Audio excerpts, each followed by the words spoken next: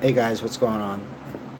Jonathan, just going live. It's that's funny.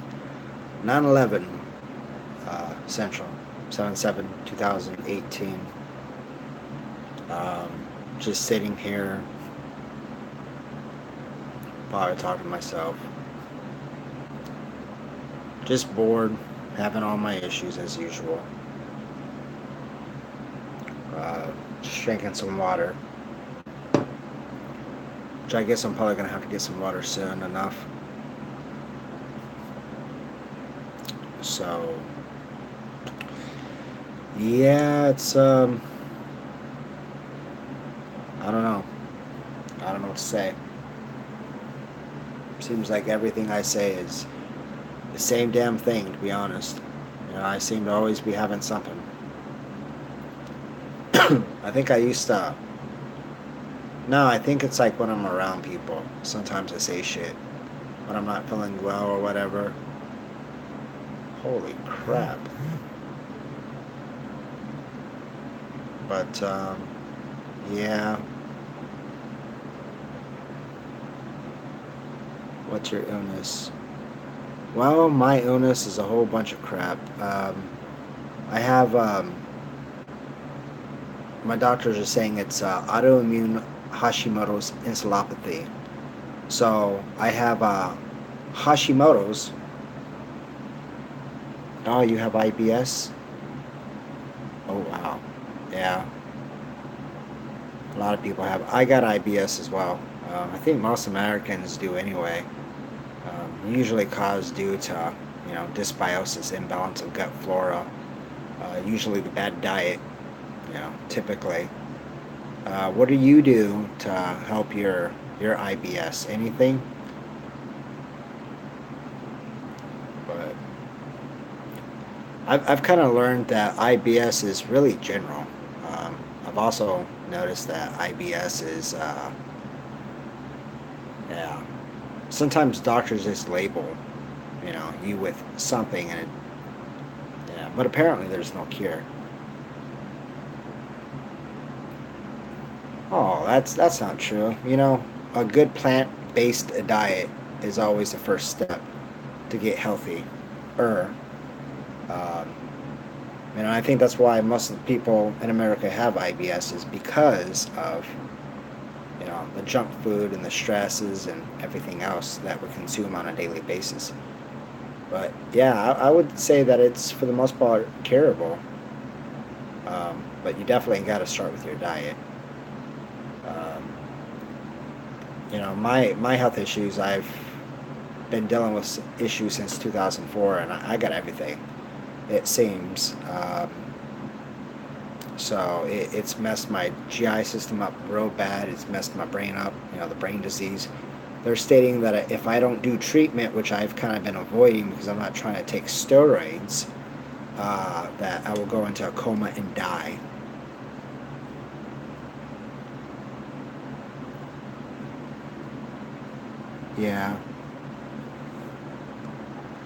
Yeah, yeah. But this is, our food is not the way that it used to be. There's a lot of people out there that they eat vegan diets and everything, and they still drop dead from a heart attack.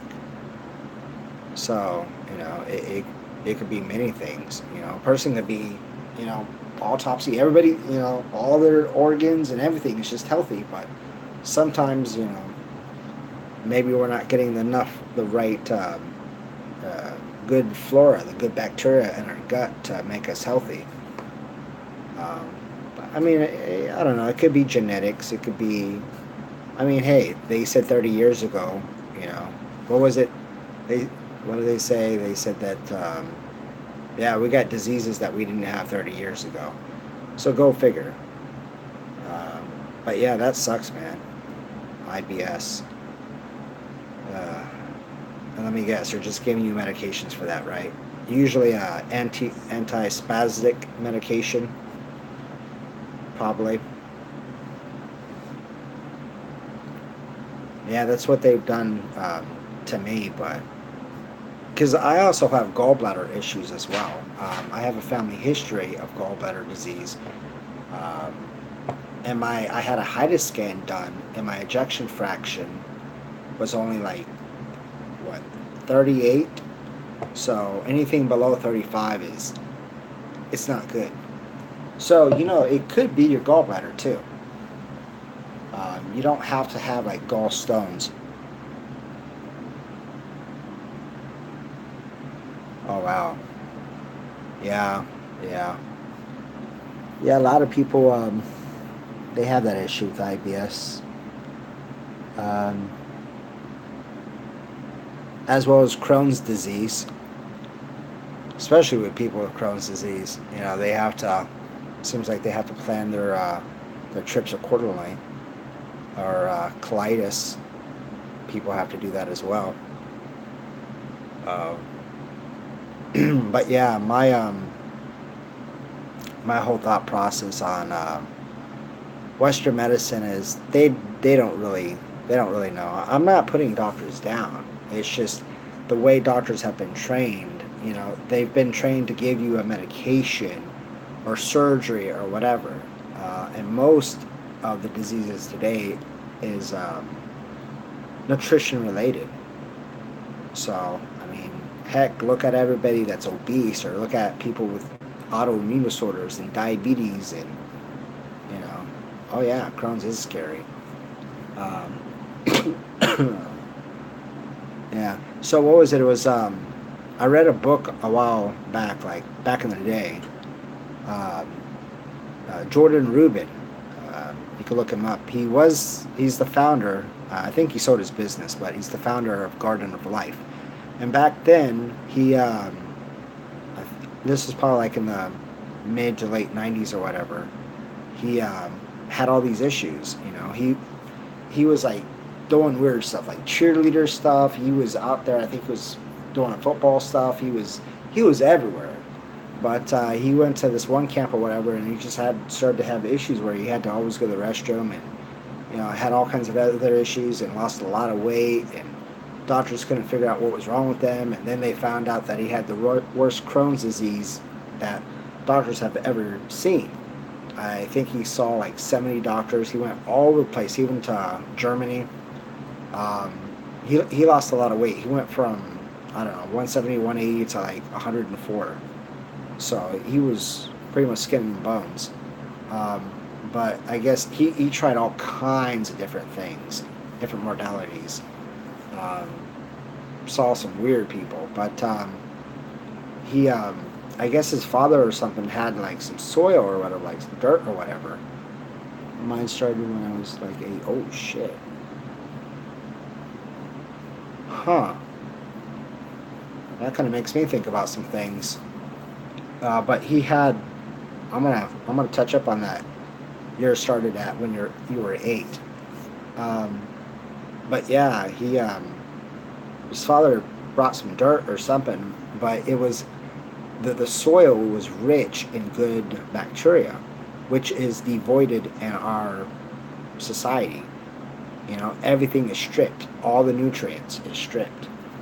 Um, Nothing is like when our great grandparents made food. But he started to eat it, and next thing you know, he started to get better. They had to cut some of his intestine out, but eventually he got better. Um, but yeah, you should look him up. He's pretty cool. Jordan Rubin, not the comedian or whatever the guy is, but somebody else. But yeah, that's crazy. Ever since you were 8 years old, IBS symptoms. Yeah, he did get better. Yeah, and then he formed Garden of Life, and he's been, he's a Christian man.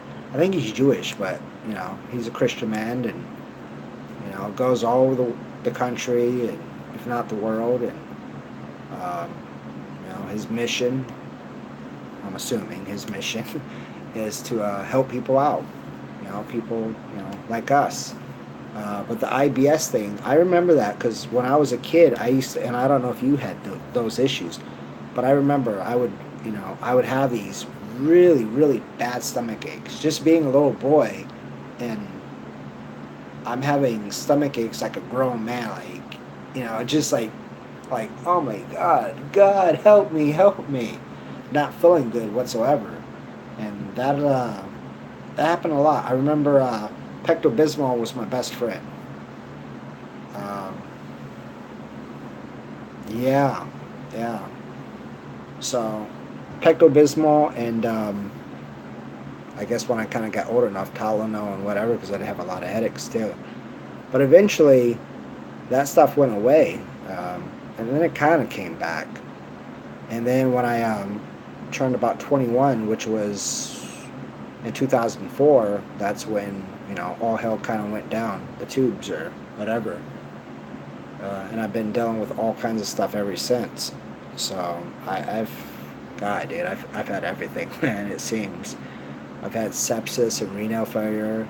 When I first went to doctors, I was like, hey, there's something going on. Like my blood pressure was like 150 over 119 pulse 132. It was crazy, man. And they're just like, oh, you're hypochondriac, you got anxiety, there's nothing wrong with you, blah, blah, blah, blah. Yeah, me too. Thanks, though. Um, and they just, I guess it is kind of what it is, but, I was like, hey, look, I got gastritis. And this is when I was stupid. I didn't know anything about health. I'm riding my bicycle, um, just, whatever, where, I'm from, and my blood pressure is 108, my blood pressure is 150 over 118 plus 132. That's great. If I did that now, that'd probably kill me. But what was it?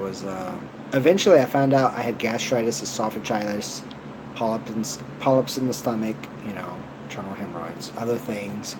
Um, yeah, and then the doctor's like, oh, okay, yeah, here, take this pill, take Nexium. Which, by the way, Nexium is in a class action lawsuit. It causes kidney failure. So don't do that, man. Uh, yeah, so that started to happen, and then I started to have all kinds of other stuff, and I noticed that I can't eat the things that I used to be able to eat or drink, um, just all kinds of stuff. So, and then a few years ago, they found a tubular alanoma, or whatever. It's kind that can be cancerous, but luckily it was benign. So, whew. So no colon cancer. That's good. That you don't want to get that, man. Um, but yeah, I've been trying to do my best to try to eat healthy, um, live, real food, the best that I can. You know, when I got the funds. It's kind of crazy how healthy food is so expensive, but a cheeseburger is like what, $1, $2. So, but yeah, that's IBS is pretty bad too. But I would definitely check out the gallbladder. I'm not saying that you have gallbladder issues, but a lot of people in this country get their gallbladder taken out. Um, Usually because they have, gallstones and whatever. Um, Maybe I would check it out. And that's the thing. That's the only thing that doctors know how to do is take it out and say, okay, well, here's some pain medication, and well, if it hurts too much, take it out. And 90% of those procedures were unnecessary anyway. So, it's kind of crazy, man. But yeah, just a lot of stuff, dude. But yeah. So how's your day? How's what's going on? Myself, I'm just sitting here trying to take my mind off of health and kind of talking about it. But it's cool, I'm trying to share the knowledge, I guess. That's good. That's good. Yeah. Yeah, we got a little rain here today. So, oh wow. Oh, that's crazy. So I could report, I could remove, I could put somebody in timeout. Oh wow, that's crazy. Huh. That's cool. Yeah, I'm kind of still new to this live stream thing. Really? Thunderstormed. Huh. Where are you from? Wow, Kansas. That's kind of up there. Toto, Kansas. We're not in Kansas anymore. But yeah, that's pretty cool, man. So yeah, I'm glad. Down here we're I think we're still in a drought. So yeah, we definitely need some water. Regardless of the holidays or what. Um, but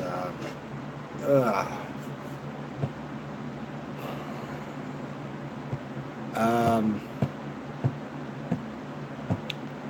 well, I don't know if it's because of you know my digestion, my illness, which probably so, I wouldn't doubt it, or all the psychological stress because I've been dealing with health issues for the last 14 years. Um, I don't know, but so, anyways, I think it was probably, I don't know, I probably started to get like brain fog and stuff probably around 2005, 2006 or so. And I'd go to the doctors and they'd just blow it off.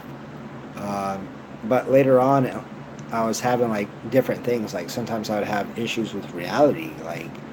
You know, like, I could sit here and I know what all this stuff is. I know this is a phone and I know this is a shirt and I know that I'm talking to someone and all this, but I just felt like I don't know where I was. I would have those here and there and, just whatever. And then I noticed kind of like over time, my memory was really getting bad to the point that I wasn't able to remember a lot. It was probably a couple years worth of stuff, but I was starting to have those issues, and I had EEGs, the ones where they hook up the wires to your head and get the brain waves, and mine seemed to always come back abnormal.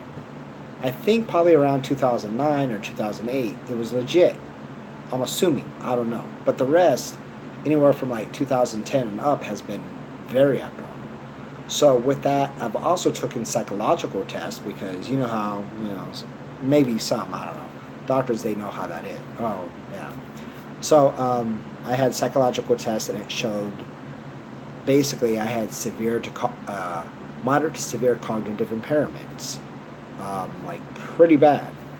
Um, and then with the EEG, it was showing frontal lobe dysfunctions, particularly probably affecting like the executive function, like you know, kind of like the brain of the brain, like for all this. Um, so yeah, but even then, doctors, they're just saying, yeah, you're fine. There's nothing wrong with you, and blah blah blah. And I've had MRIs and I've had CT scans and whatever, and nothing really ever shows up.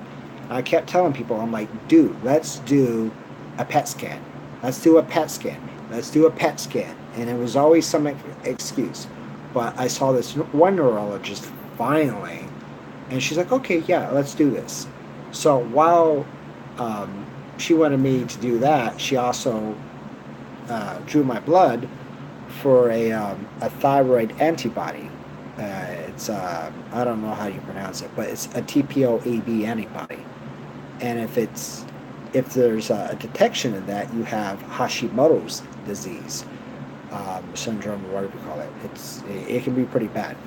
So when she did the PET scan, at first some technician didn't know what the heck they were doing, and he was saying it was fine. But she called me back and said, "Dude, you messed up." So basically, my frontal lobes, there's hardly any activity going on. Not good. Very important. So like the lymphatic system, or not that's what the lymphatic system, the limbic system, the occipital. So that's like seeing, perception, and everything else. I think there was a couple others, and then you throw the frontal lobe in. Not good. So she believes, and this is what you were asking like 5 minutes ago. She believes I have something called autoimmune Hashimoto's encephalopathy.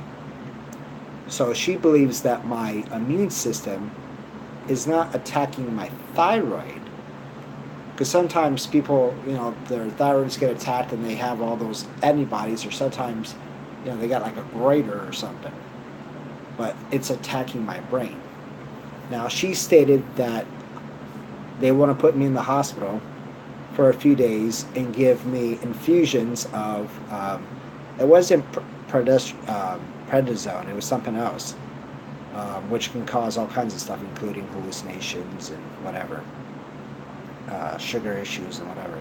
But she thinks if I take that, basically it suppresses the immune system. So she thinks that that will help. Maybe, maybe not. But I do know, doing a little research, if I don't get some type of treatment that starts reversing those symptoms, I will go into a coma and I will die. Now, just looking at me looks like I'm fine. Trust me, I'm no, no. I'm actually not really feeling good right now anyway, but I'm trying to focus. So, yeah, it's kind of crazy. But yeah, I have Hashimoto's. I have what's all the diagnoses is I've well, I appreciate it. I wish you the best of luck as well. Um, so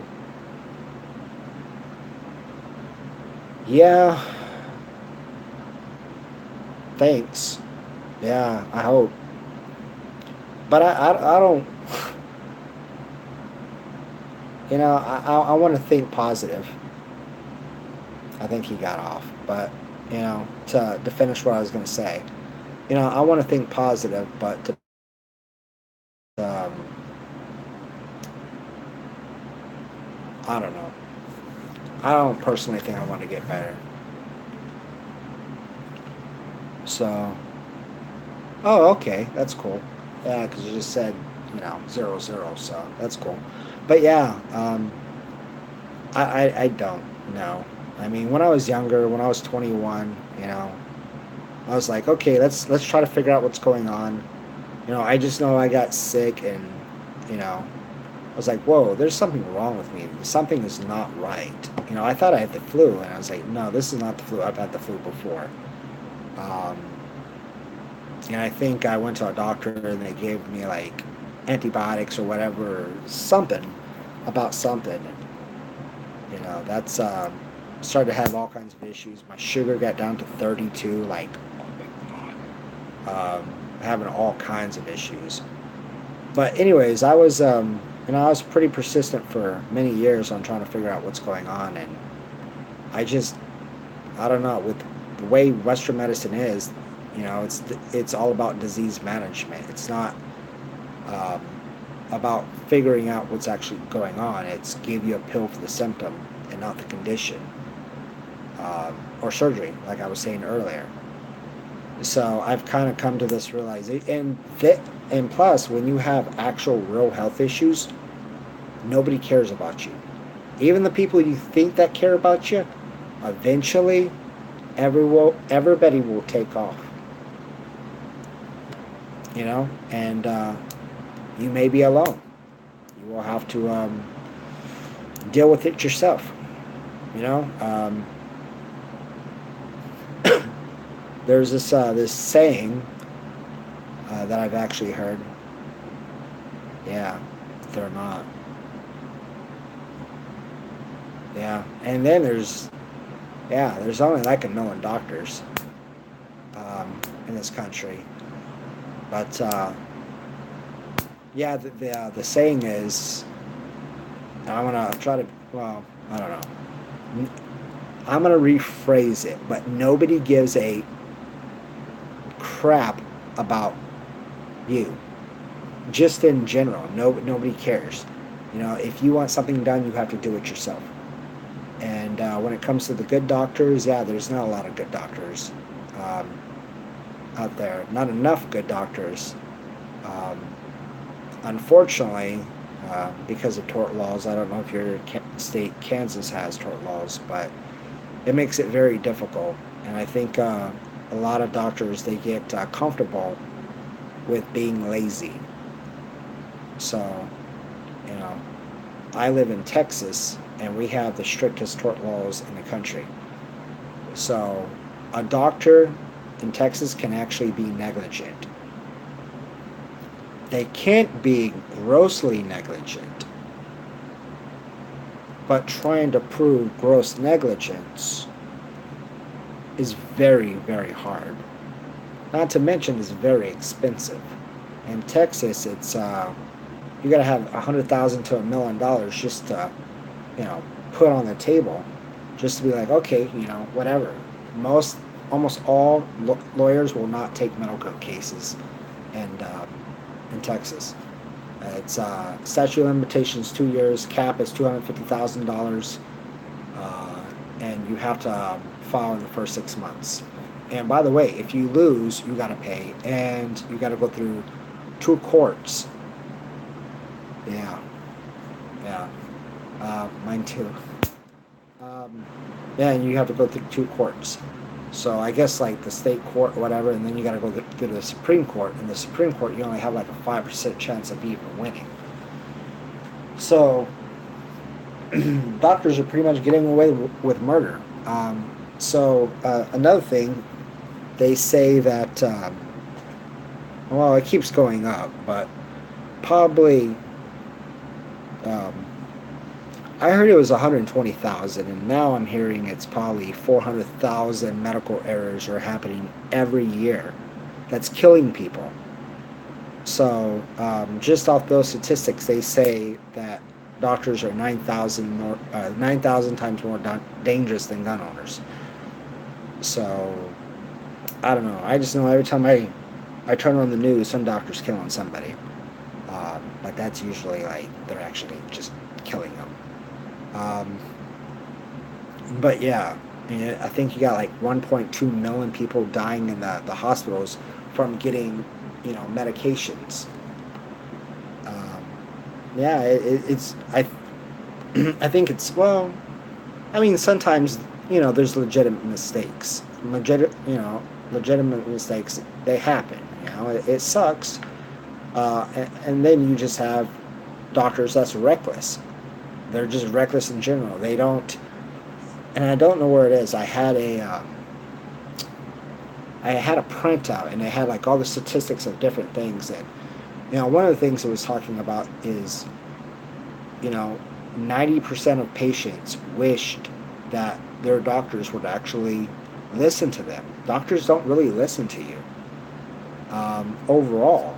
They usually they come in, they sit down with you, they talk to you for a few minutes. They usually want to know one complaint, and if it fits in their box, they want to give you a pill for it, while still doing tests and whatever else, and not at the end of the day trying to figure out, okay, well, what's actually going on with this person? This person's coming in. But yeah, it's funny because I was just at the hospital a few days ago. I thought I was having some heart issues or whatever. I think it was my digestion. Um, and I was talking to this doctor that I saw. There was something on the news today that said they caught a doctor dancing while during surgery. Yeah, I saw that one. I think that's probably about a month or two old, but yeah, I saw that one. I was like, oh my goodness, really, dude? I understand they have. Uh, no, no, no, no, no, no, no, no, no. If that's the same one, because there was one, Doctor. What's that guy? Z Pack. I don't know if you know what they.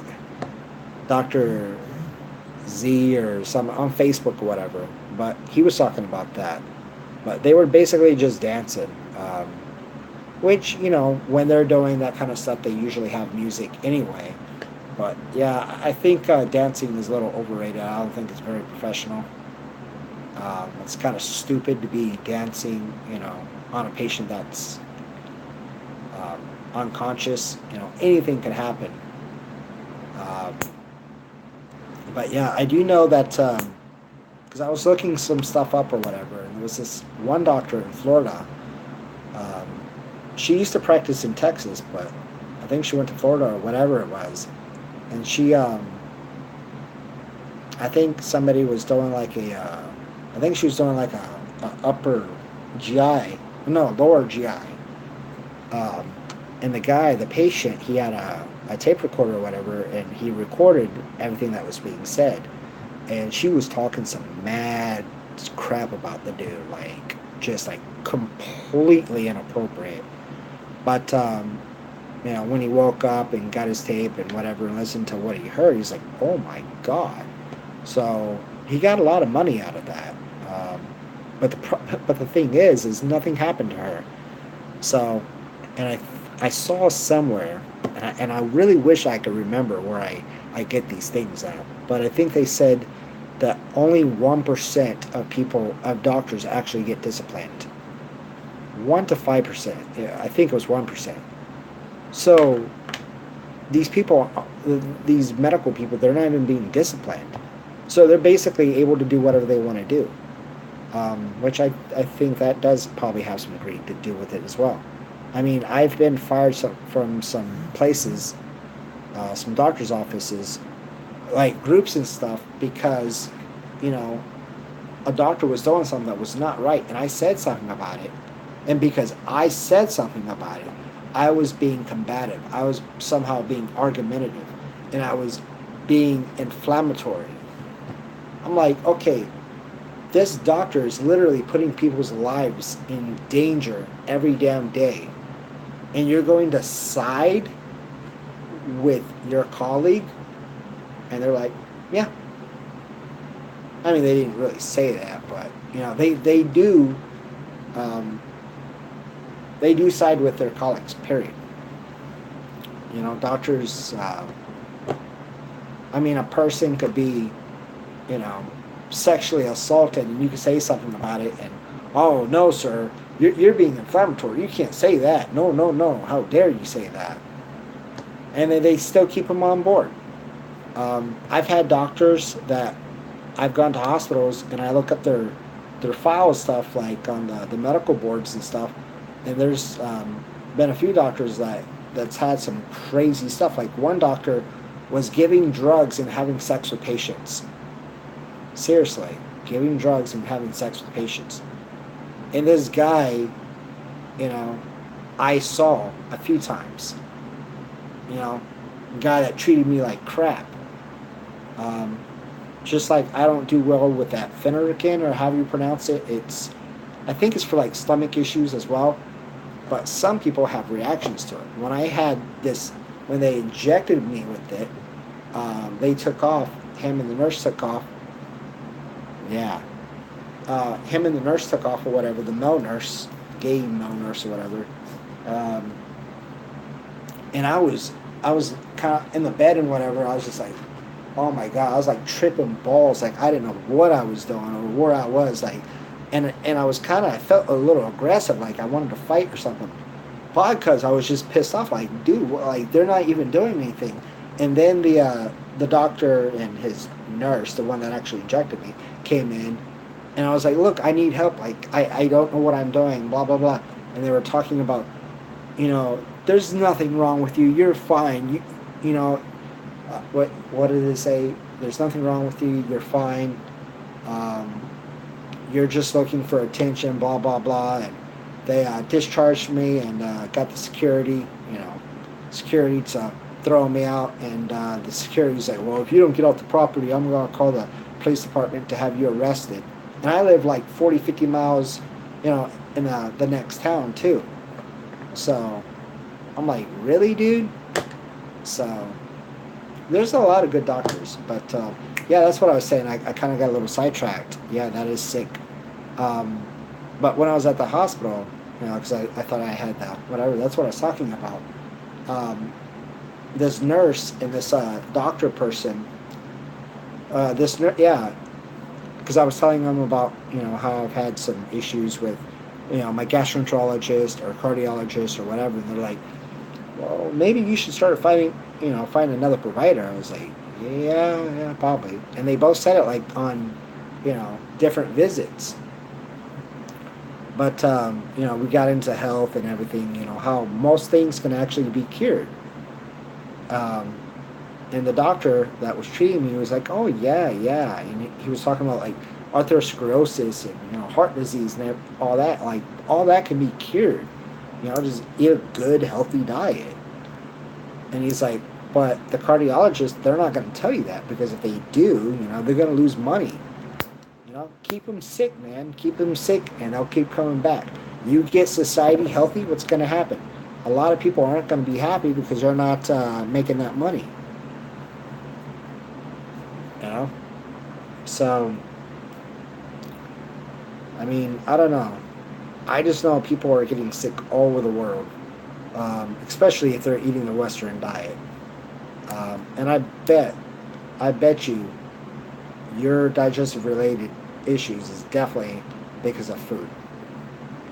And like I said, there's people that's eating food, like healthy food, and still get issues. But the way the food is being made these days is not the same as it was 100 years ago. Even the bread is not made like it used to be made, like wheat bread. Like I would stay away from wheat bread in general. That's not good. White bread's even worse. Um, but yeah, it's I mean, when you really start learning about health, it's like, whoa, what the heck can I eat, man? It's like, whoa, it's always something.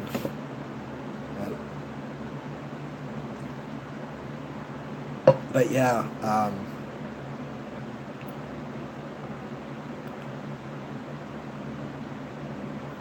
yeah, yeah. That's all I ever ate when I was little. Because in my household, it wasn't white. Even though at times we ate white bread, which that's pretty bad.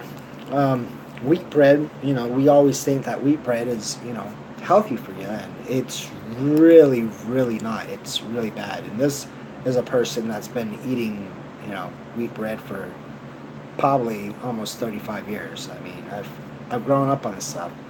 So I was kind of thinking about that last few weeks. I'm like, you know what? So you've been sick all these years. Why don't you look at the food that you've been eating in the past?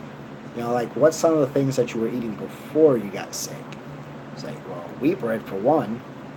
Um, but yeah, and even wheat bread these days is just um, they artificially brown it up. It's basically white bread, including it has a loxin, which by the way causes pancreas cancer. It also causes diabetes in lab rats. So if you want to give diabetes to a lab rat, give them naloxone. Or hell, just give it to humans, right? Because we're eating how much sugar in general? Oh yeah they tell everybody. The funny thing is they tell everybody to do that, but at the end of the day, they don't know anything about nutrition.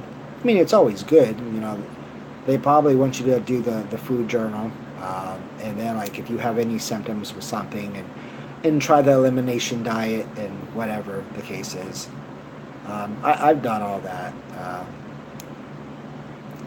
I mean, sometimes it can work, but with all the crap in our food supply, it's bad, man. It's you know like when I was young and dumb and doing stupid things, like I used to drink 24 sodas a day, canned sodas. Back then you could get like a soda for 25 cents. And each of those sodas probably had about 40 grams of sugar and probably 40 grams of carbs. So I was probably drinking at least 1,000 grams of sugar, probably. That's a lot. I still wonder today why I don't have diabetes, but I got a whole bunch of other things. But yeah, even probably up to about a month ago. Oh, I really cut down on my soda stuff. But now I can't even drink soda. I drink soda and I start feeling like my chest feels like it's racing. I take my blood pressure and I take my pulse and it's 140. I'm like, whoa. So I haven't had a soda, I don't know, probably since February or March, which sucks because I love soda, man. I love Dr. Pepper. Um, but hey, it is what it is. But yeah, food journals. Then you got the different diets. See, and that's another thing. It gets you bad. See, another thing I would definitely test for, especially since fructose is in everything, um, especially sodas. I would get tested for fructose malabsorption. It used to be called fructose intolerance. So it's a breath test. forget what it's called. I don't know if it's hydrogen breath test or yeah, I think hydrogen. So you go there and they do these things for like 30 minutes or whatever. Like I think you drink a solution. I don't remember. I did it like in 2014. You drink a solution, then you puff or whatever, and it goes in the machine and it counts these different things. Um, and that can get cause IBS type symptoms as well. Um, but yeah, I think I've drinking so much soda that it's and junk food in general. It's completely destroyed the function of my digestion. And the crazy thing is most doctors they don't know anything about the function of the digestive system. Maybe um, like in a structural manner, but like chemical wise on a cellular level, all that other stuff, they mechanical level, they don't know. Um, and the thing is another thing is the majority of all doctors they don't know anything about nutrition. If they're lucky, I think there's like 16 schools or something, but doctors only learn about 30 hours of nutrition in their entire um, uh, medical school training career. I had a lot of tests before I was diagnosed. Huh. Yeah, I think a lot of people get tests. Probably just greed. Yeah, because I think for me, they probably automatically just said you got IBS. And the thing is IBS is it's more of a syndrome. It's there's no cure for IBS, and there's no real cause according to Western medicine. Now, you know, common sense medicine tells you that there actually is something going on with you. But yeah, anything can cause IBS. But I do know that if you have fructose malabsorption, that's usually caused uh, because of intestinal dysbiosis, which we can get that many different ways from our diet, stress, antibiotics, anything. And that's just an imbalance of uh, good gut flora. So you have the good stuff and then you got the bad stuff. It's supposed to be like a 80-20 ratio. And then you got some people, they think that candida causes it. So that's what I was kind of somewhat learning about when I was younger. Because I thought I had it. And I mean, who knows? I probably still do. I just thought it was interesting that the majority of all the symptoms I've had um, could be candida related. But, you know, I don't think candida would be the cause. I think there's things that's causing the candida. Because candida is everywhere. You know, it's in our system, but there's that balance. Now it can get out of whack, and you can't kill it. You know, but you got to get it under control. Um, so I don't know. I mean, these days I don't know. I read one thing and then I read something else. I'm like, okay, well, does that work? Does that work? I don't know. But I do know I have autoimmune disorders. Um, and who knows? Maybe IBS. I haven't really thought that far, but IBS might be an autoimmune disorder. You know, it could be your gallbladder. It could be a lot of things. But it could be not eating enough fiber. You know, most Americans that we don't get enough fiber in our diets, and most Americans are dehydrated. So I would think about that. And most Americans don't eat enough vegetables or fruits. We probably eat more fruits than we do vegetables. But I'm just kind of wondering why did they? What was all the different tests they were testing you for before the diagnosis of IBS, irritable bowel syndrome? You know, I was looking something up. I mean, I guess it's probably the same thing, but I saw something about functional bowel disease. And you know what? I don't know if you've seen this book. Um, Hold on, give me a second.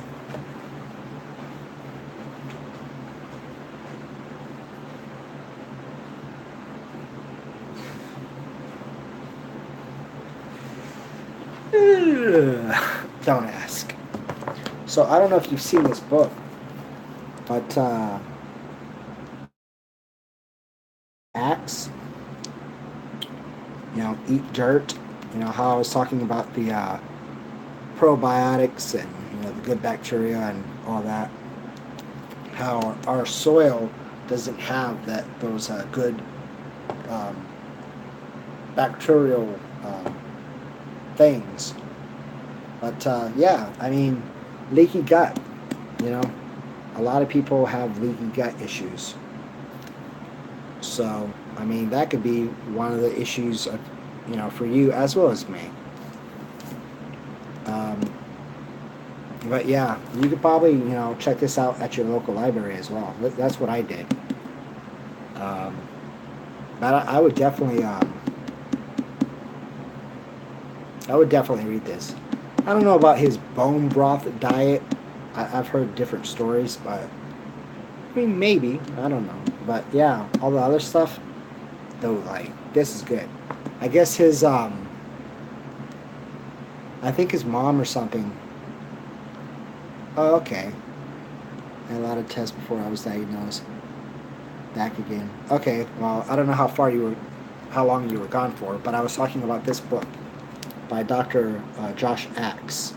So, Eat Dirt.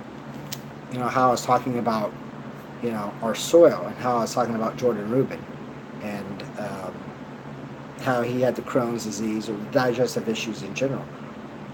As a society, we don't get a diverse microflora. Um, our guts are very limited in the bacteria that we actually have compared to other regions of the world. I mean, hell, you go down to South America, man, you probably, hang out with the South Americans out in the jungle or something for, a month, and I guarantee you're probably going to be doing a lot better than you are in America. You just eat, I mean, I don't know, you probably could get sick too. I don't know. But that's the thing, with all these vaccines and all these antibiotics, and we just don't have, and the sanitary, how everything is clean. We don't get that bacteria that we need. That's one of the reasons that we're getting so sick. That's why we're having all these issues. Um, yeah, I mean, personally, do I think I'm going to get better? I don't know.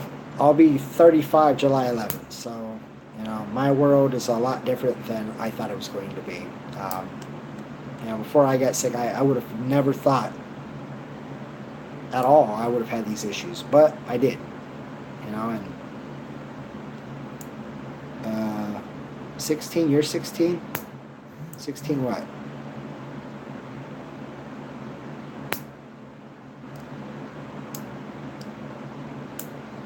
I'm wondering about the 16.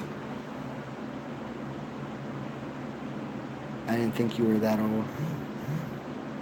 Who's 16? I'll be 35 in like 4 days. Yeah, 4 days. But yeah, to the old people.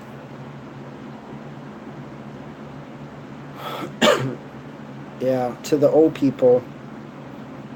Um, I guess I'm still a youngster. I guess maybe to them I'm still wet behind the ears, but I've been around the block more than a few times. So, oh, dude, I've actually aged a lot compared to like 5 years ago. Like probably 5 years ago, I could probably pass for an 18-year-old. But just with everything and everything else, it's just, yeah, I don't know. I mean, I still got the baby face, but. And then with my shitty doctors, I gained 74 pounds. Yeah, 74 pounds in 2.5 years. My doctor was like, "Oh, that's muscle. That's not muscle gain, dude. That's fat." Um, Yeah, even when I went and saw some people I haven't seen for a while, they're like, "Wow, dude, you gained some weight." And actually, I think I saw them like 3 months prior. Actually, like, "Wow, you gained a lot of." I'm like, "Yeah." So, but now I think I'm down to like 182, 183. No exercise, which I don't know if that's a good thing, but hey, I can wear some of my pants that I wasn't able to wear prior, which is a good thing. Because I don't really have the money to be going and buying pants, man, or clothes. Be like, okay, now you know, now these things are a little too loose on me. But yeah, it's So what is this? So I was just looking at Google on my computer, something about I don't know, some lady on Google, Helena Rodriguez Trez or something. That's cool. I don't know who she is, but that's cool. Just multitasking. But yeah, IBS is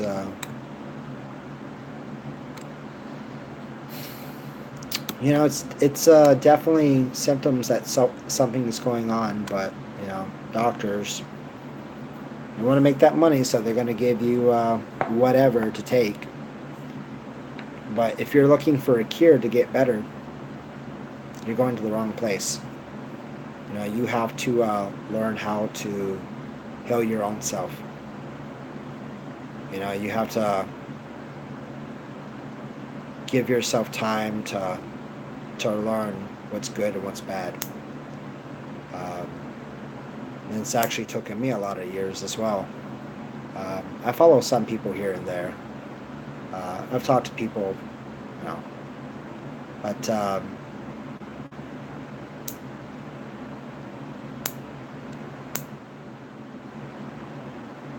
yeah,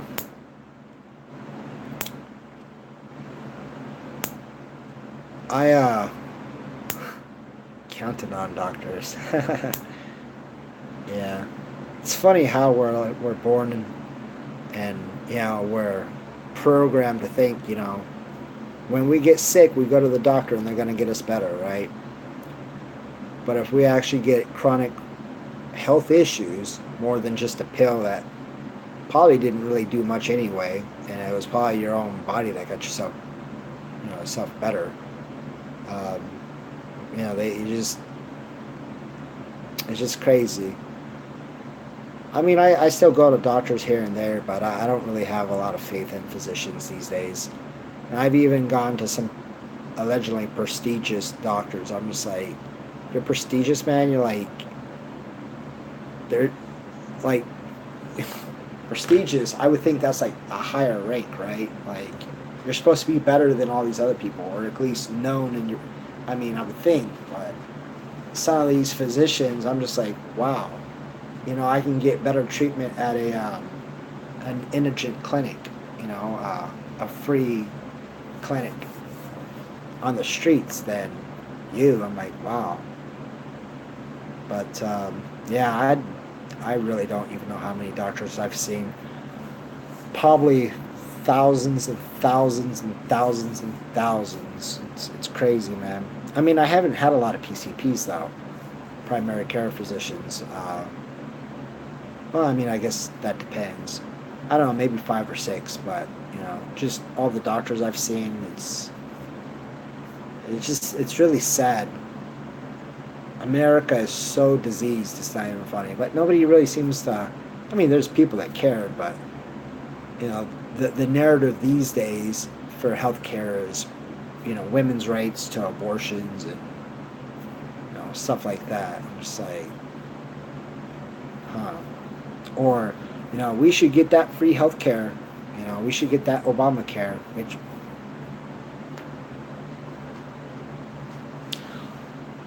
I'm on, because I have all my health issues. I am disabled, so I get medical insurance. But at any time, They could push that little button and I get nothing. Now, according to the Obama rules, um, that now, as a person that has no insurance, it's mandatory by law that I'm supposed to get insurance and pay ridiculous prices, and if I don't, I'm going to have to pay ridiculous fines. Well, I'm not going to get into politics or anything, but I can tell you this. With what I know about physicians for the last 14 years, what I've dealt with, you got to be out your damn mind to think I'm going to pay you one damn cent for some insurance company to charge me out the gazoo. I mean, I don't know how that process really works, but okay, cool. Be right back. Awesome. You know what? I'm going to go get some more water. I'm actually on a roll, I guess. Ah, hungry, man. What's hungry?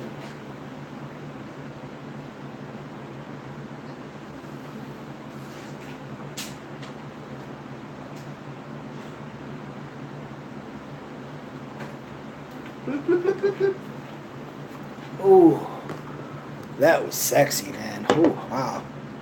Ooh, that was, when you get that neck pop, it's just like click. Ooh. But what do I want to do? But if anybody wants to ask questions, I'm an open book. For the most part, I'm doing okay, I guess. Minus all my overall health issues. I'm still kicking, I'm talking, I'm live.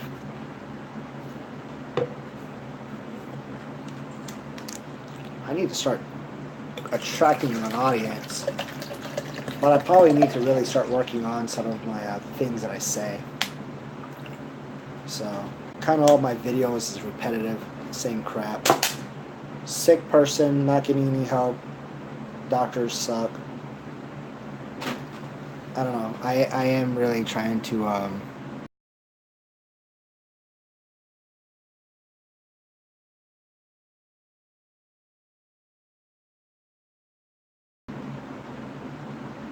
that's funny. Taste the rainbow. That's funny. Must be one of those NSA microphones in that thing.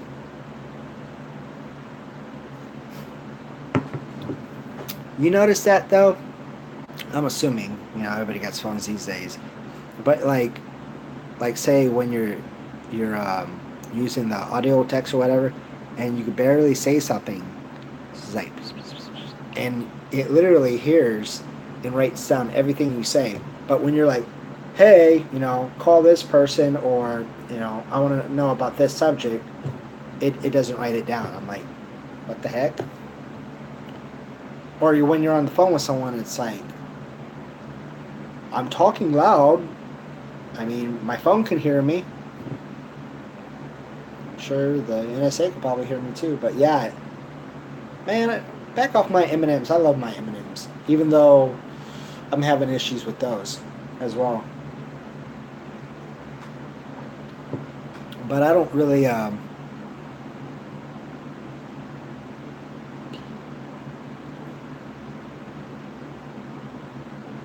No, I can't say I have on that one.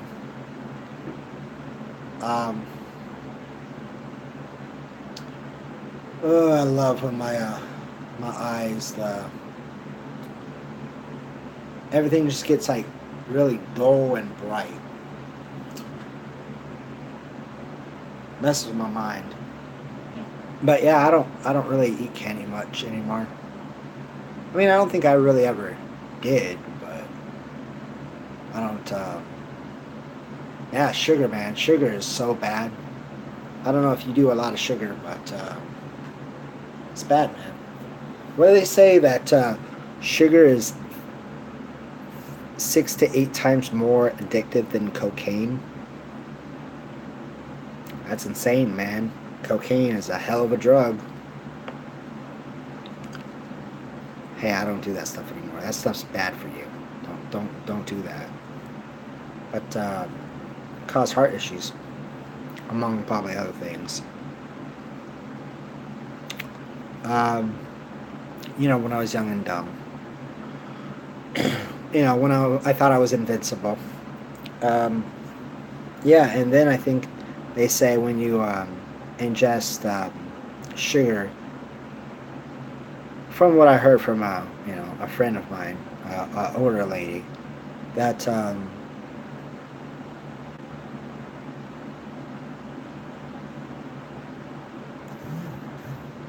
huh, cancer, yeah, um, yeah, when you ingest sugar, definitely causes cancer. By the way, it also causes heart attacks. It's not the cholesterol that's causing the heart attacks, and if it is, it's probably like very minute, you know, from that. That and uh, imbalance of 3 to 6 the omega acids. So everybody's eating omega sixes, and they're not eating omega 3 fatty acids. So that's the only difference between the American diet and the what do you call that stuff? The Mediterranean diet. The doctor said his cancer has been. Yeah, yeah, it can go both ways for the cancer. But I don't know. I think I had a moment there, kind of like, what? Um, brain issues. What was it? It was yeah. I think I already said that. When ingesting sugar, your immune system stops making white blood cells for 6 to 8 hours. So for 6 to 8 hours, your immune system's pretty vulnerable. Um, but yeah, that's greed right there, dude. When it comes to cancer, 1 in 2 men in their lifetime will get cancer. 1 in 2 men. They say 1 in 3 women will get cancer in their lifetime. And then, like in the top five, everything's killing you. I mean, hell, I think doctors are ranked number one or number three for cause of death, most causes of death. Then you got heart attacks and uh, probably strokes or whatever, and then you got colon cancer. Uh, I mean, that's something that I would definitely be thinking about if number three cause of death is colon cancer. Number three cause of death in the U.S. Just want to verify that because I have heard that before. But I believe it's colon cancer. Uh, what is this? Their analysts published in the blah blah blah shows that medical errors in hospitals and other healthcare facilities are incredibly common and may now be more than. Yeah. Well, I'll just. I have my computer. Um, I have my computer. It'll just say it out loud.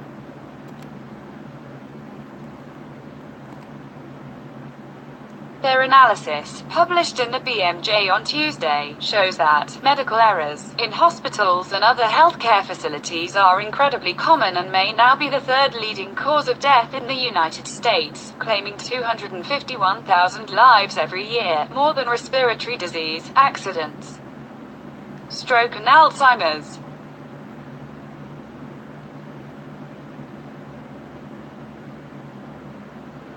Bro, I wouldn't be scared about the cancer. I'd be scared about these damn doctors. Holy shit. 251,000, and I've actually heard it's up to 400,000. Wow. Yeah, you gotta live your life to the fullest. But I mean, it's a pyramid scheme. It's all about the greed. They give us this crap to make us sick. And then we go to the doctors that's just going to medicate us and usually say we're crazy and whatever, or, do surgery and whatever. It's like they don't care. I mean, they insult our intelligence. It's like, dude, Our bodies are not stupid. Our bodies are very intelligent. Our bodies are very smart. When you get cut, your body will heal itself if it's not too deep. Eventually, it will heal itself. If you have disease, it will heal itself if you give it the proper nourishment, the proper time, and the proper way to let it heal. But they want to, here, take a pill, which may or may not work. And by the way, that's a Russian roulette you're taking. So every time you take one of those, you have the risk of, dying or something, or having some kind of issue.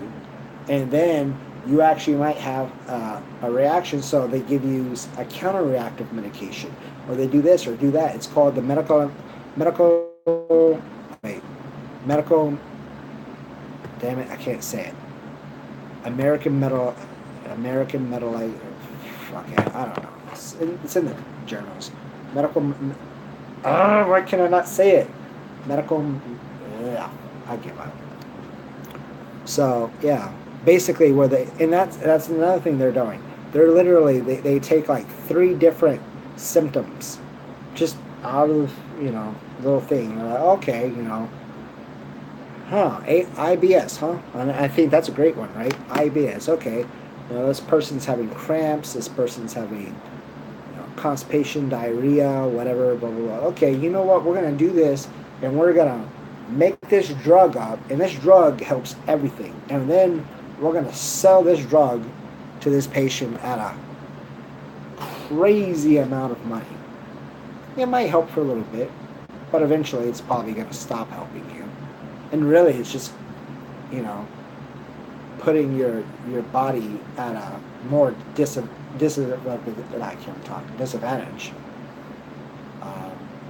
It makes, when we take pills, it makes our bodies sick. You got people getting cancer left and right. It's doctors are freaking killing people everywhere. But yeah. Personally, if you don't want cancer, probably get off the planet. But if you don't want cancer, I would definitely get out of America.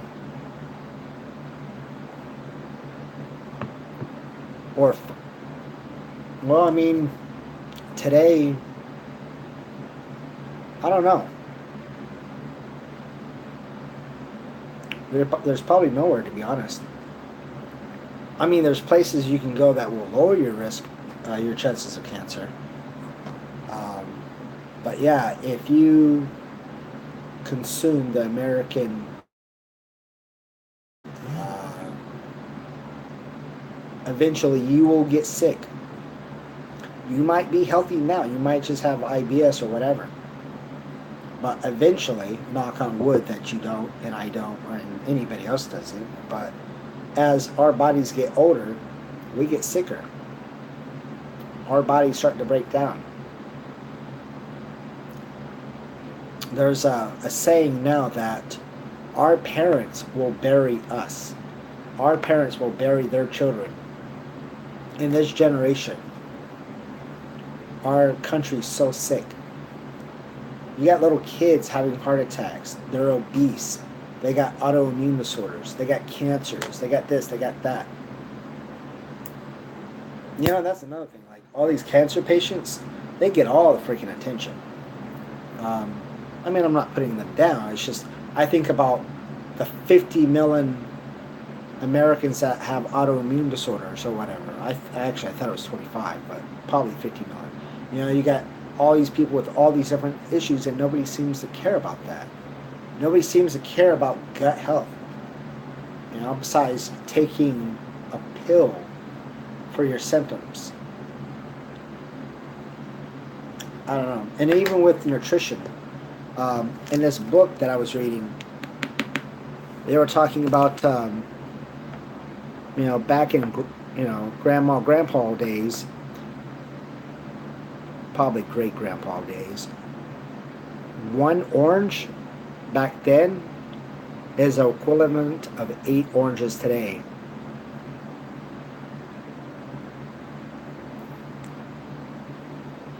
So our soil, with all the nutrients plus the bacteria and everything else, it's dying out.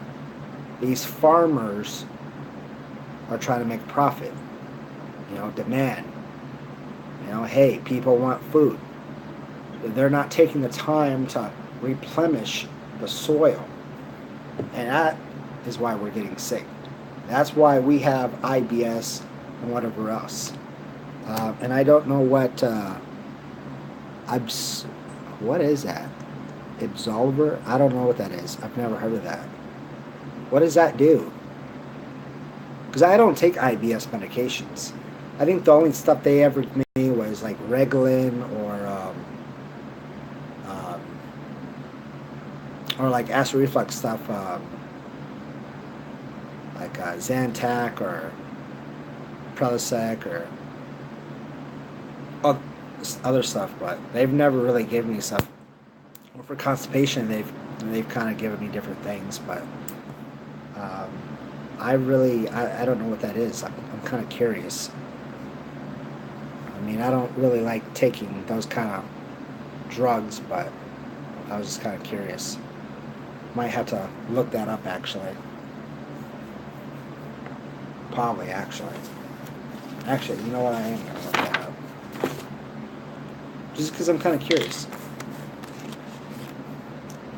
Though you're not on your computer. You're on your phone, buddy. Yes. Yeah.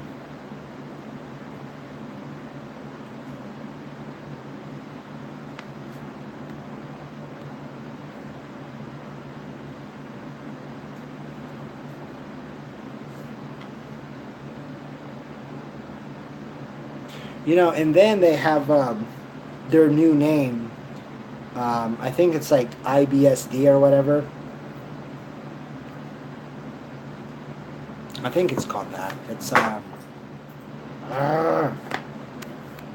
let's see. It's like irritable bowel syndrome with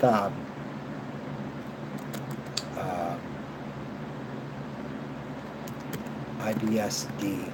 I think it's called that. Irritable bowel syndrome with like inflammation. Yeah.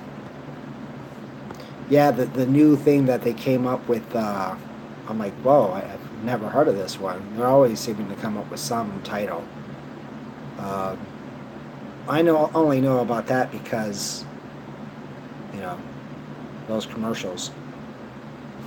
You remember the commercials when they would try to sell you a drug and they didn't have 50 different symptoms on there? Now they got to do it because they don't want to get killed. They don't want to get sued.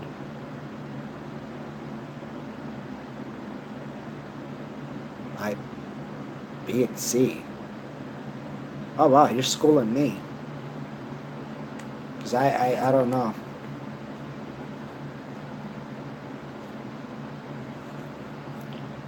Yeah, because I know one is like inflammation, it's kind of like I think inflammatory bowel disease,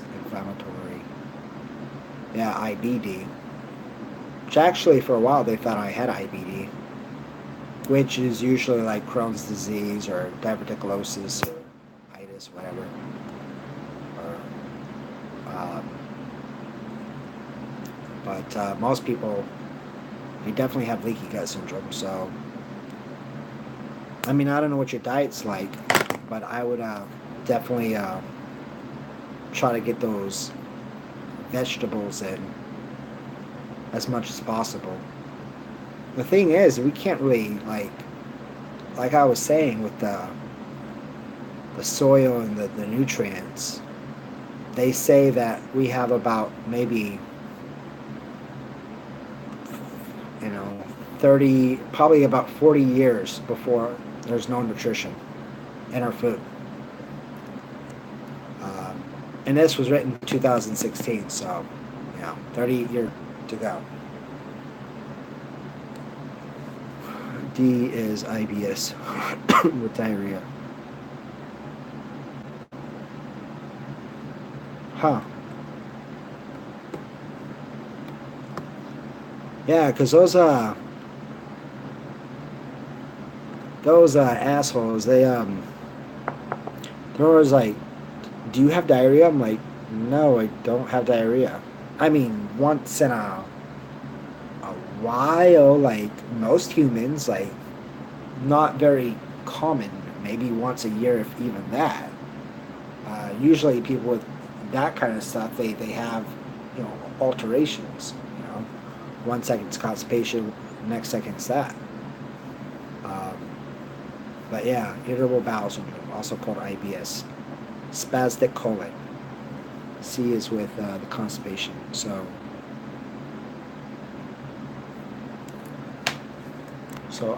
IBS-C. Oh wow, dude, you're like schooling me on this. I this must be like new stuff because I've never seen it. Like I said, I got sick like in 2004. I mean, I was sick for even longer than that. I just didn't have any symptoms. So it's defined as. So what does this say? Kind of retarded, so I'm gonna let my computer read it. I mean, I can read. This reads faster. IBS-C is defined as belly pain, abdominal pain, associated with constipation. The symptoms of IBS-C are defined as long-lasting and keep coming back. Those suffering from IBS-C also have harder lumpy stools at least 25% of the time, and looser watery stools less than 25% of the time. Okay. That sounds about right, I guess. Yeah.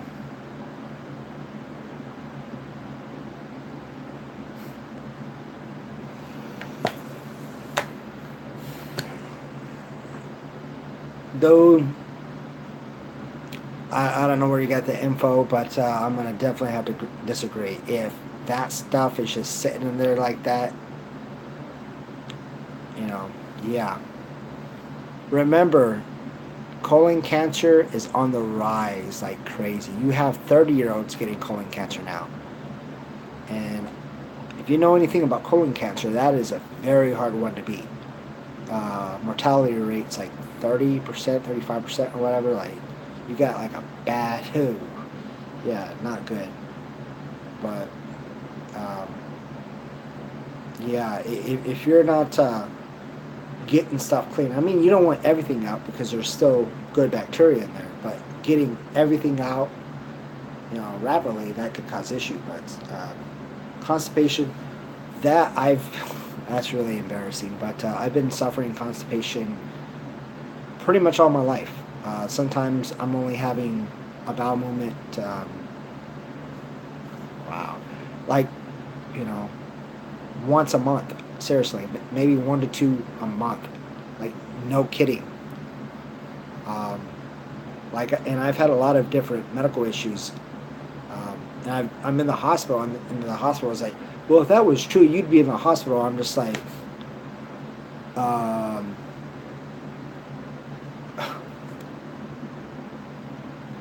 yeah. Well, the diarrhea, yeah, that can cause a lot of issues. Uh, Specifically, electrolyte imbalances uh, and dehydration. That can definitely kill you. There's people that catch those waterborne illnesses or whatever, especially in third world countries, they die all the time. It's God, that's horrible, man. Catching a bug or whatever because you're trying to drink water and you're trying to get hydrated. Next thing you know, you're having diarrhea over yourself and you die. It's sad, but yeah. I mean, I couldn't imagine having diarrhea like that. That would. I mean, I don't know if it would overlap the issues that I'm having now, but I think something like that would be that would be up there. Um, really up there. I couldn't. Yeah, that sucks, man.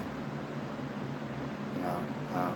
But yeah, I do know that if a person has IBS, like not IBS, but like just bad constipation overall, um, in some cases that it can actually kill them. Um,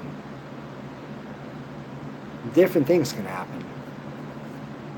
But yeah, you should be having, you know, at least a bowel movement, once a day or every couple days. And if you're not, it's probably not a good thing overall.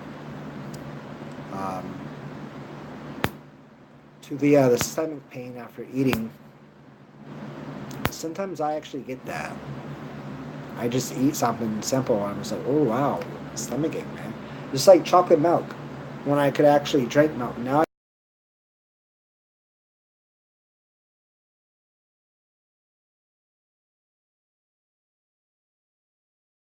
I've been calling it government cheese, but I can eat that cheese and I'm fine. But when I drink milk,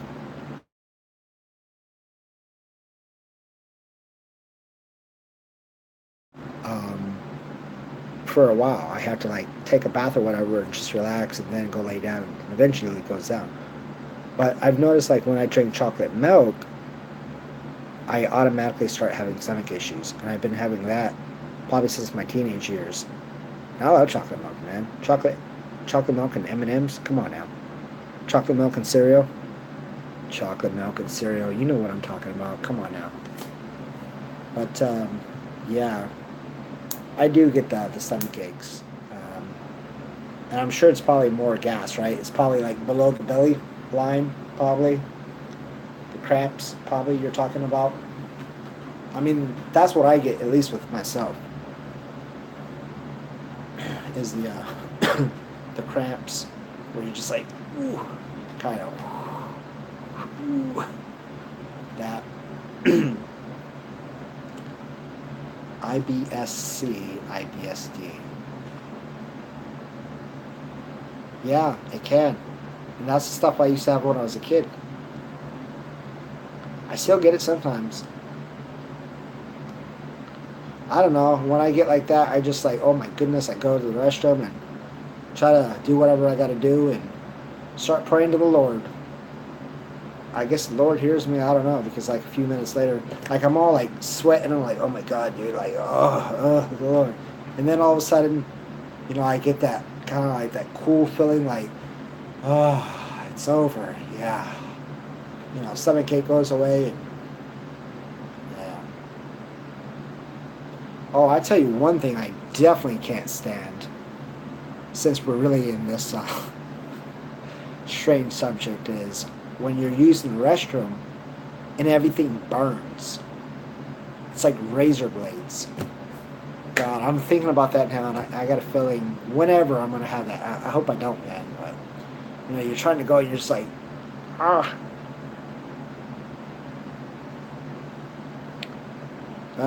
Yeah. Yeah. Yeah, it can be. Especially if you're around people. But yeah, if you have a lot of gas in your stomach that's causing pain, that really sucks. For me, I can't do it. I tried it and I got really sick. I was like, whoa, that's crazy. But a lot of people, I don't know if it's like Ayurvedic medicine or whatever, but I think even Dr. Oz mentioned it. But you could actually buy fennel seeds. And I don't know if you crush them up. I think you crush them up. I don't remember. So I think you could crush them up, whatever, and make like a hot tea, and you drink it, and it's supposed to do something. And it's supposed to stop the gas, the stomach pain. So fennel seeds. I don't know how they work for other people, but for me, I didn't feel well. Yeah, peppermint tea as well. Yeah, yeah. I used to be able to drink peppermint tea and chamomile tea and all that, but I started having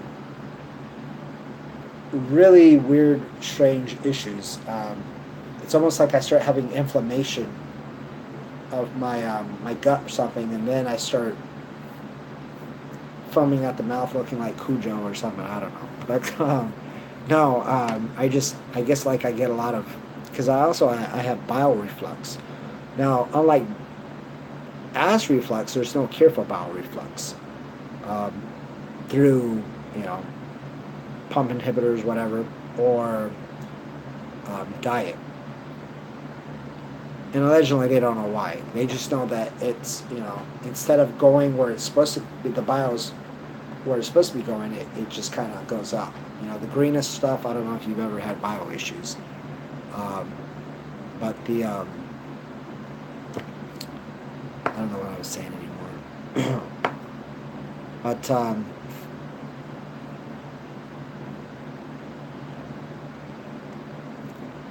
oh, that's what I was talking about. Yeah, inflammation. Um, yeah, yeah, when I drink tea, sometimes I start having. Actually, I've been having a lot of crazy, weird stuff lately. I thought I was dying earlier today, man. I was like, what the hell? My systolic was dropping. My diastolic was like. So, I don't know if you know about pulse pressure. I'm kind of over this. You know what? Let me finish this part first and see if I can remember the other one. Just remember pulse pressure if I forget what it is. Uh, not diarrhea, but because I used to, like I said, when I was younger, I could eat pretty much anything. I didn't have any issues at all. I used to drink a lot of alcohol, like a lot of alcohol, buddy, a lot of alcohol, a lot of beer, a lot of wine, a lot of liquor, a lot of other things. Um, but no, when I drank this tea and stuff, see, that's what that's what some people were thinking that I had, but they're saying that I don't have it. But I do think that I definitely get irritation when I used to be able to drink Fiji water. Fiji water is awesome.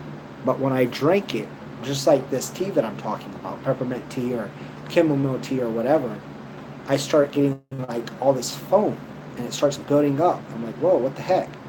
And I also sometimes have like thick, clear saliva or whatever. Like my throat starts hurting. I'm like, whoa, what the heck, man? And sometimes it gets to the point that I can't even talk. I'm like, and sometimes I even get phlegm. And at that point, I can't even, if I drink, I have to drink very slowly. And I can't really eat anything for a couple days. Yeah, digesting. So, I don't know. I've talked to gastroenterologists, and they're like, yeah, just like I've had a couple lower. I still need to go to therapy for that. I'm not that type of guy. Um, a lower endoscopy or whatever. So they're like, oh yeah, you're fine. You don't have an inflammation. I'm like, dude, I'm having something. If I'm drinking this tea and this is causing these issues, there's something going on. I don't know. So I don't know a lot about IBD. I just know earlier I was talking about it's usually associated with Crohn's or whatever, which I don't have.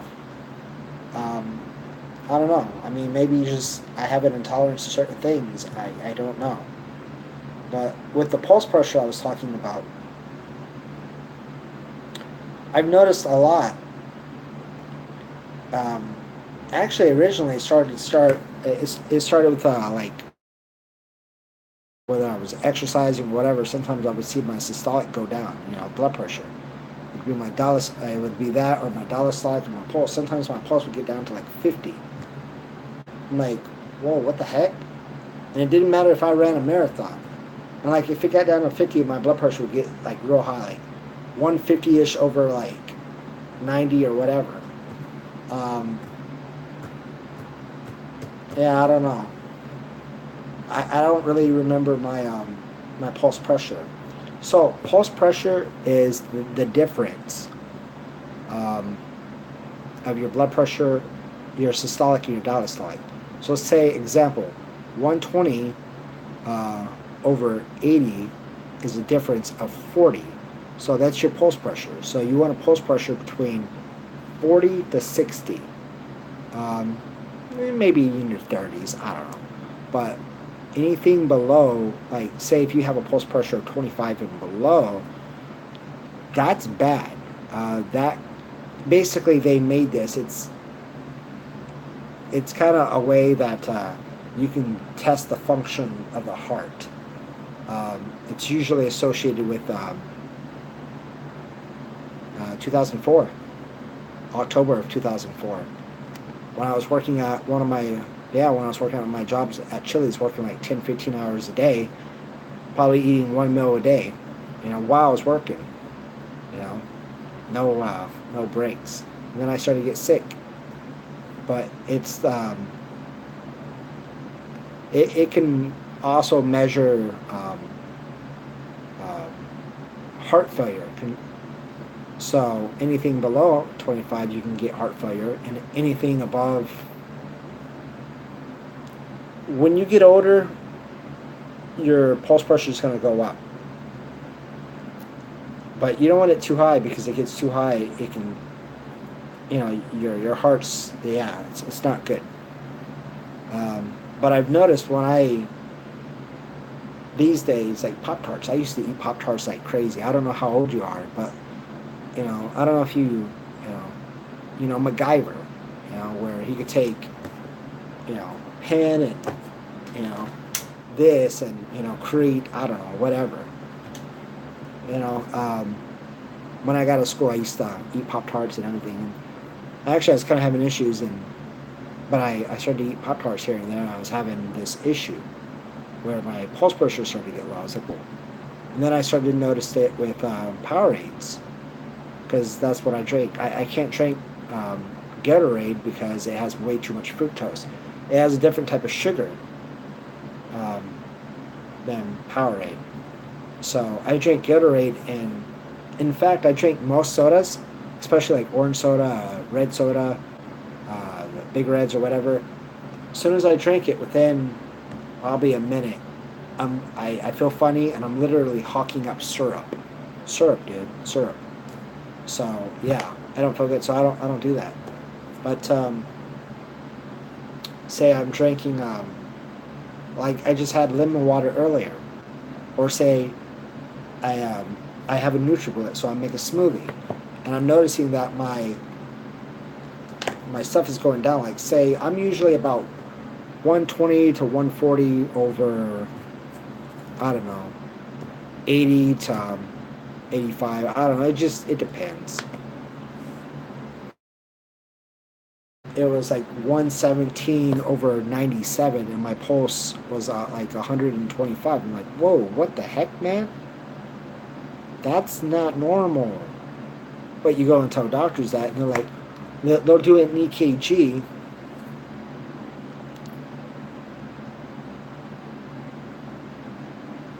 Well, what's yours like? I asked you symptoms. Like, you know, I'm sure it is. I just have 1,000 different issues going on. Um, but yeah, I don't know, man. It's crazy. I thought something was gonna happen to me, and I was like, oh crap, dude. So it could be because of my digestion. Yeah, stomach pains. Okay, so you're just getting stomach pains and diarrhea. Okay, that means you have an imbalance. But doctors aren't going to treat it naturally. They're going to give you anti-diarrheal medication, and they're going to give you probably shit. I forgot what they call that stuff.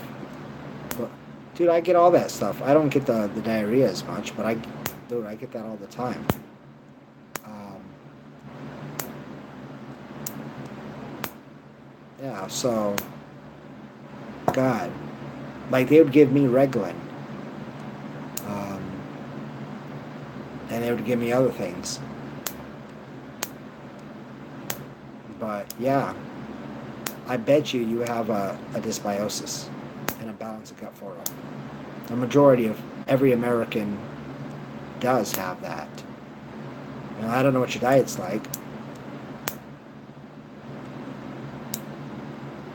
That's cool. That's cool. Yeah.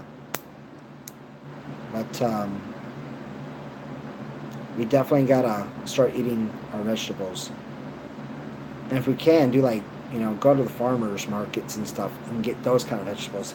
Don't get that crap that, is coming from probably China, I wouldn't doubt it, or Mexico or other places. It's too far. You want to stay close to the source of your food. It's like you don't want an orange from, across the country. You want it in your backyard, or at least down the road. You know, oranges and fruits and vegetables. It has life. It has energy, and over time, that energy starts breaking up. So time it gets onto your plate or into your hand, and you eat it, it's not going to have the same substance. Yeah, you said since you were 8 years old. Yeah, I've been having it since I don't know how old I was. I know I was a little kid. So probably around your age. So I just haven't had chronic diarrhea. Mine is more chronic constipation. And I've tried to use pretty much everything. Um, Everything that they pretty much give you. And it doesn't really work. So okay, that's good. Yeah, definitely fiber. So, what was it? It was, I think it was something about fiber and diarrhea. I don't know. Yeah, because I know some people, like with Crohn's and stuff, you got to be careful on fiber because it can really hurt you. But fiber is definitely good. And most people don't get fiber. Oh wow! And that's every once, or that's every time in that time frame. Wow. Yeah. Yeah. I'm more. Yeah. Since my laundry's out. Yeah. I get that, or I get the. I don't. It is loose stools. Is that a form of diarrhea? I don't know. If that's a form of diarrhea, I get diarrhea. It's usually constipation to um, maybe loose stools or all kinds of weird shapes, including little pebbles. Putting that out on blast. I mean, I don't think many people are going to see my video, but except I think two people that were in here. Um, but actually, I kind of wonder: is loose stools diarrhea? Is loose stools diarrhea? But yeah.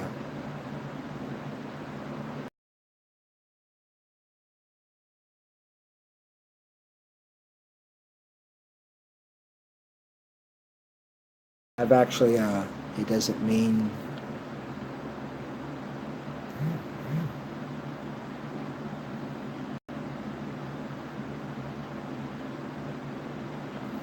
Oh, yeah.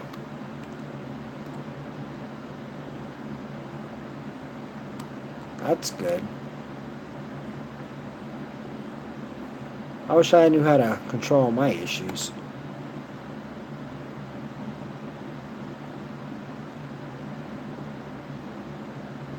Huh. So, hear this. My computer's reading. One, With diarrhea, stools usually are looser whether or not the frequency of bowel movements is increased. This looseness of stool, which can vary all the way from slightly soft to watery, is caused by increased water in the stool.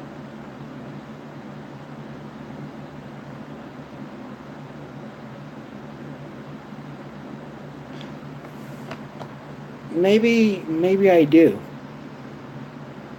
I mean, because when I think of diarrhea, I just think of like just complete water, um, colored water.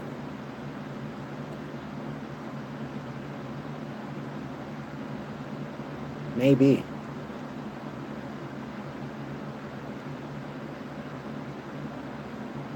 I don't know.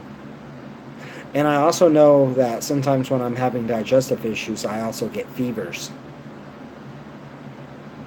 Sometimes reaching about 100.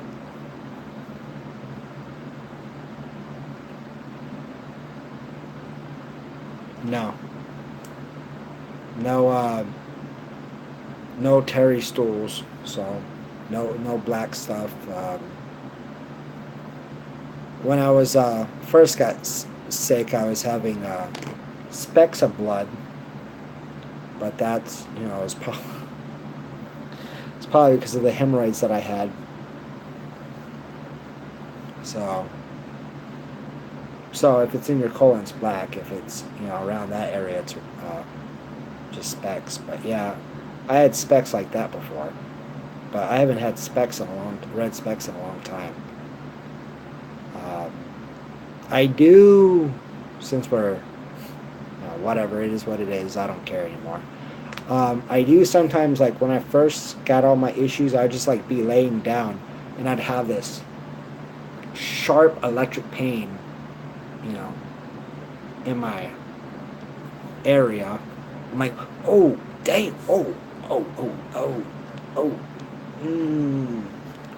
And then it would relax.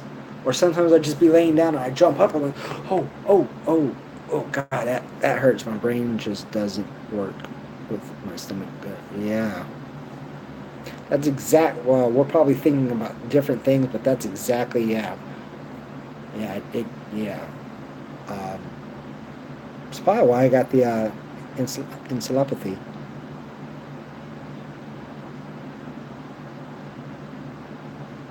And you got beef or something. But yeah, and that's another thing. And even that person I was talking about, the one that was screaming at me saying there was something wrong, the nurse or whatever, I got done with all this, and later on when I came back, I was like, hey, look, I had hemorrhoids, and all that. Oh, you don't have hemorrhoids? I'm like, bro, like, even once in a blue moon, I still get that pain. The last time they scoped me was in 2014. So I'm supposed to get one next year. Um, but I was clear. The only thing that they found was that tubular adenoma in my transverse colon. That was it. Even though I'm still having issues. I don't know why. But yeah, I would definitely say I have IBS. C or D, I don't know. It's probably more C just because of the constipation. Little stools, I mean, that could be a lot of different things. I mean, whatever you eat.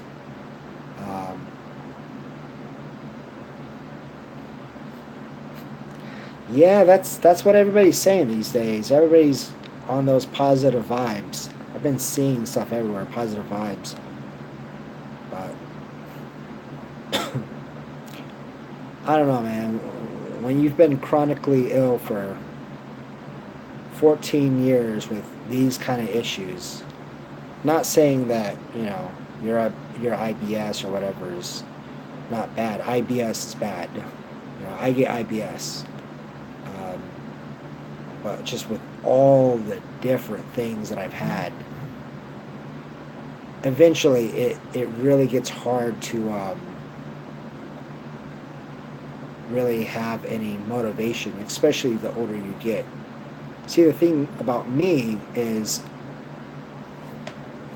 once again, I don't know how old you are. So, the thing about me, from 21 to 35, I've lost all those years. Those years are like, okay, you are 16. Oh, okay. Oh, wow. You're a young man. Oh, wow.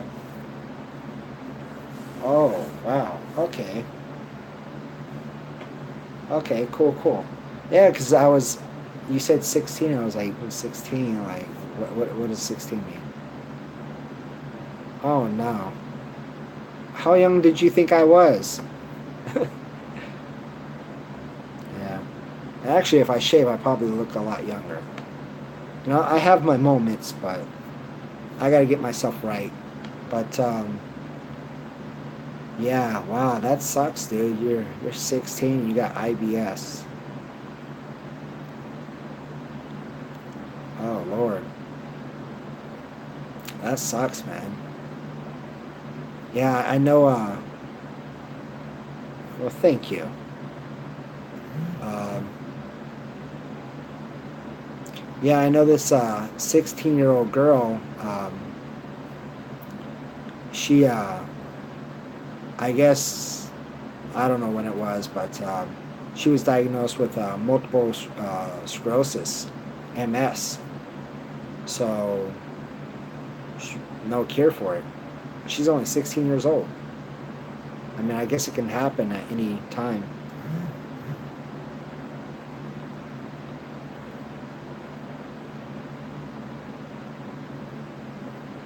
IBS in an 8-year old. I don't know if I had IBS when I was 8, but I just know I used to have stomach cramps. I remember because I was little and I would cry. That the pain was like on a 1 to 10, it was definitely a 10. Um, and I remember that I'd have that a lot, and I'd have be drinking that Pepto Bismol. I'd be jacking my mom's Pepto Bismol. Um, I haven't had that stuff in a while.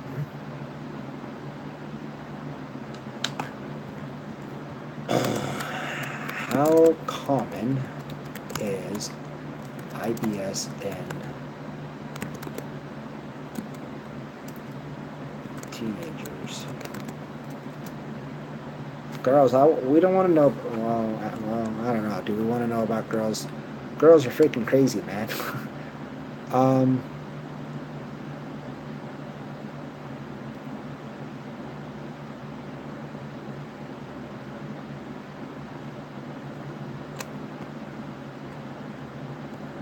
okay, so I'm gonna let the computer read it. When this happens, a person can feel the abdominal cramps, bloating, That's what constipation, I and diarrhea that may be signs of IBS. A lot of teens have IBS. It's estimated that between 6% and 14% of all adolescents have symptoms of IBS, which appears to affect more girls than guys. Yeah, you could, but it's cool that you asked me to do that. 6 and 14% of all adolescents have symptoms of IBS. And for a 16-year-old, that must be pretty hard, though. I mean, you're 16, you probably want to eat anything and everything. But at the same time, I'm sure you've had to learn patience, because I'm sure some of those foods or drinks can cause bad symptoms. Yeah. Damn, I didn't know that. Wow. It's just crazy because I've kind of just given up on doctors, to be honest. But when I issues, and prior to that, as far as I know, I didn't have any issues. And they're just like, "Oh, there's nothing wrong with you. It's all in your head. You got anxiety. Blah blah blah blah." I was 21 in 2004, uh, July 11th. So yeah, so 5 months after my birthday. So it was like mid October. They're just like, "Oh, you're a hypochondriac." Like, what is that? I didn't know anything, but I was smart enough to figure things out. Um, and they're just like, "Oh, you're too," like, what got me is you're too young to have health issues. Even in 2018, I have found doctors that are like, "Oh, you're too young. You're in your 30s. You're too young." I'm like, dude, you have teenagers. You got little kids with all these different issues.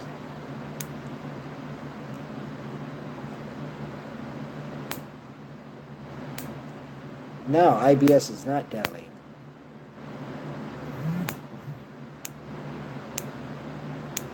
Depending on what's going on, it could get worse, but I don't know. Um, but yeah, you're right on that. IBS is not deadly. It's very annoying though. But IBS is a symptom. It means that your gut is not working the way it should be.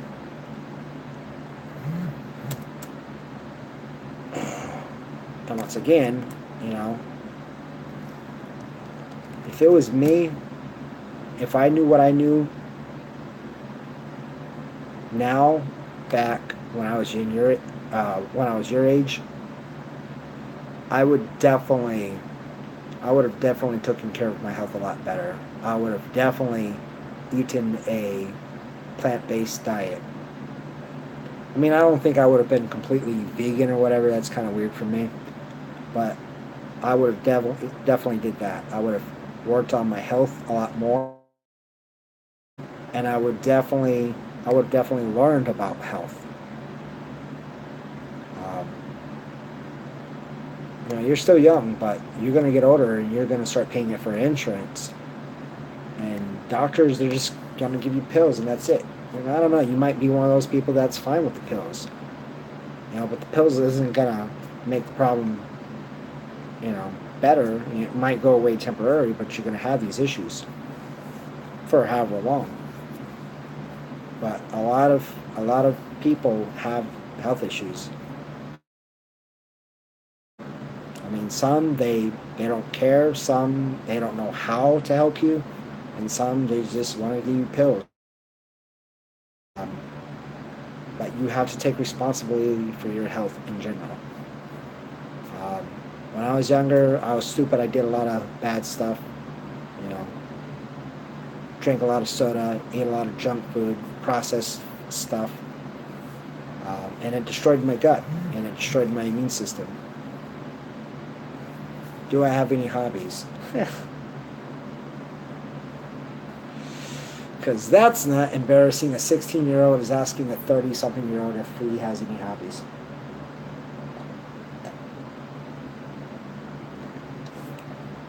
That was a long water drink. I mean, when I was healthier, I had tons of hobbies. These days, with everything going on, and then the brain disease where I can't remember more than 2 days, it seems. Um, I don't really do much, to be honest. What kind of hobbies do I have? Um, hmm. I mean, I got hobbies. I was just thinking about that like a couple days ago. Like, what? Like, I guess I like to write, sort of. I mean, I'm kind of like a novice on that. I like to.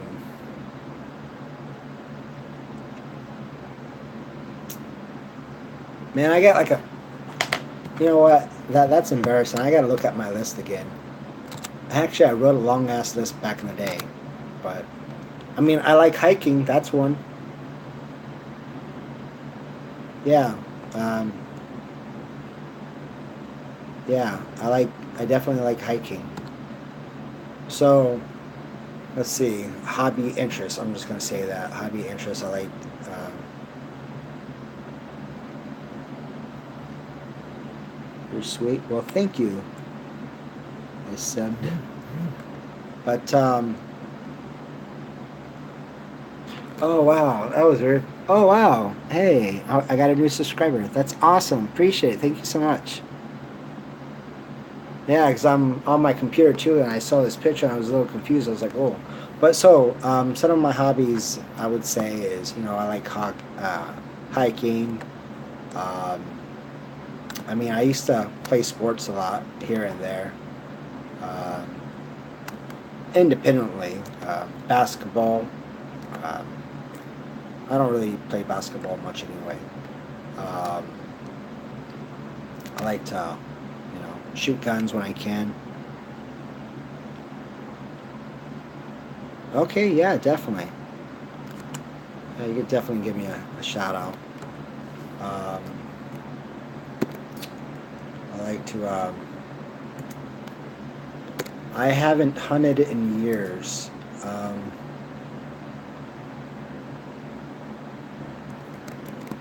interest.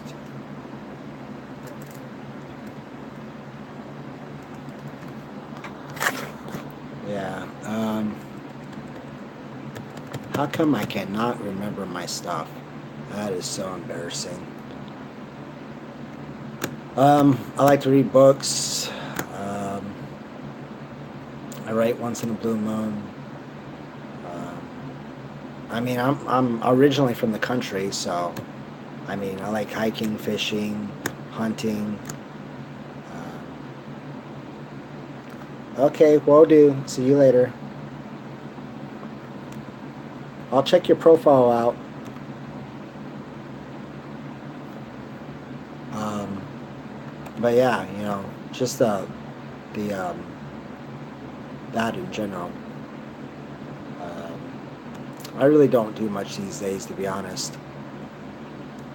Um, Fishing, mudding, all that other good stuff. Hello.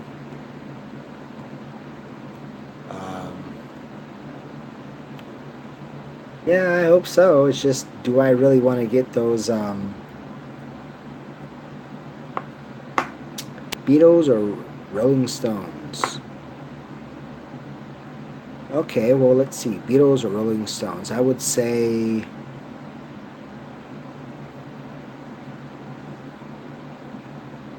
I don't know. I like them both. I mean, I'd probably say the Rolling Stones. Mick Jagger and all of them. Probably. But I like the Beatles. The Beatles are awesome. But I'm probably more Rolling Stones. But yeah. I like more classic rock. And then I guess, 90s, 2000s rocks. Um, I don't really like the music of today. I music since probably about 2006, 2007. Yeah, there you go. See, I love it. That's weird. I can't. That's embarrassing. I can't remember all my hobbies and shit. But dude. When these youngsters know this kind of music, it just brings joy to my soul. Led Zeppelin. Yep. Oh Lord. Yep. Black Sabbath and Oz. Yeah, exactly. Oh, that's crazy. Ozzy Osbourne. But yeah. And Jimi Hendrix and Ted Nugent. Ted Nugent likes to shoot Bambi just because it looks pretty. That's kind of weird, right? Um, yeah, all that. And then I grew up with the Doors, Jim Morrison. Yeah. Oh wow. For 16.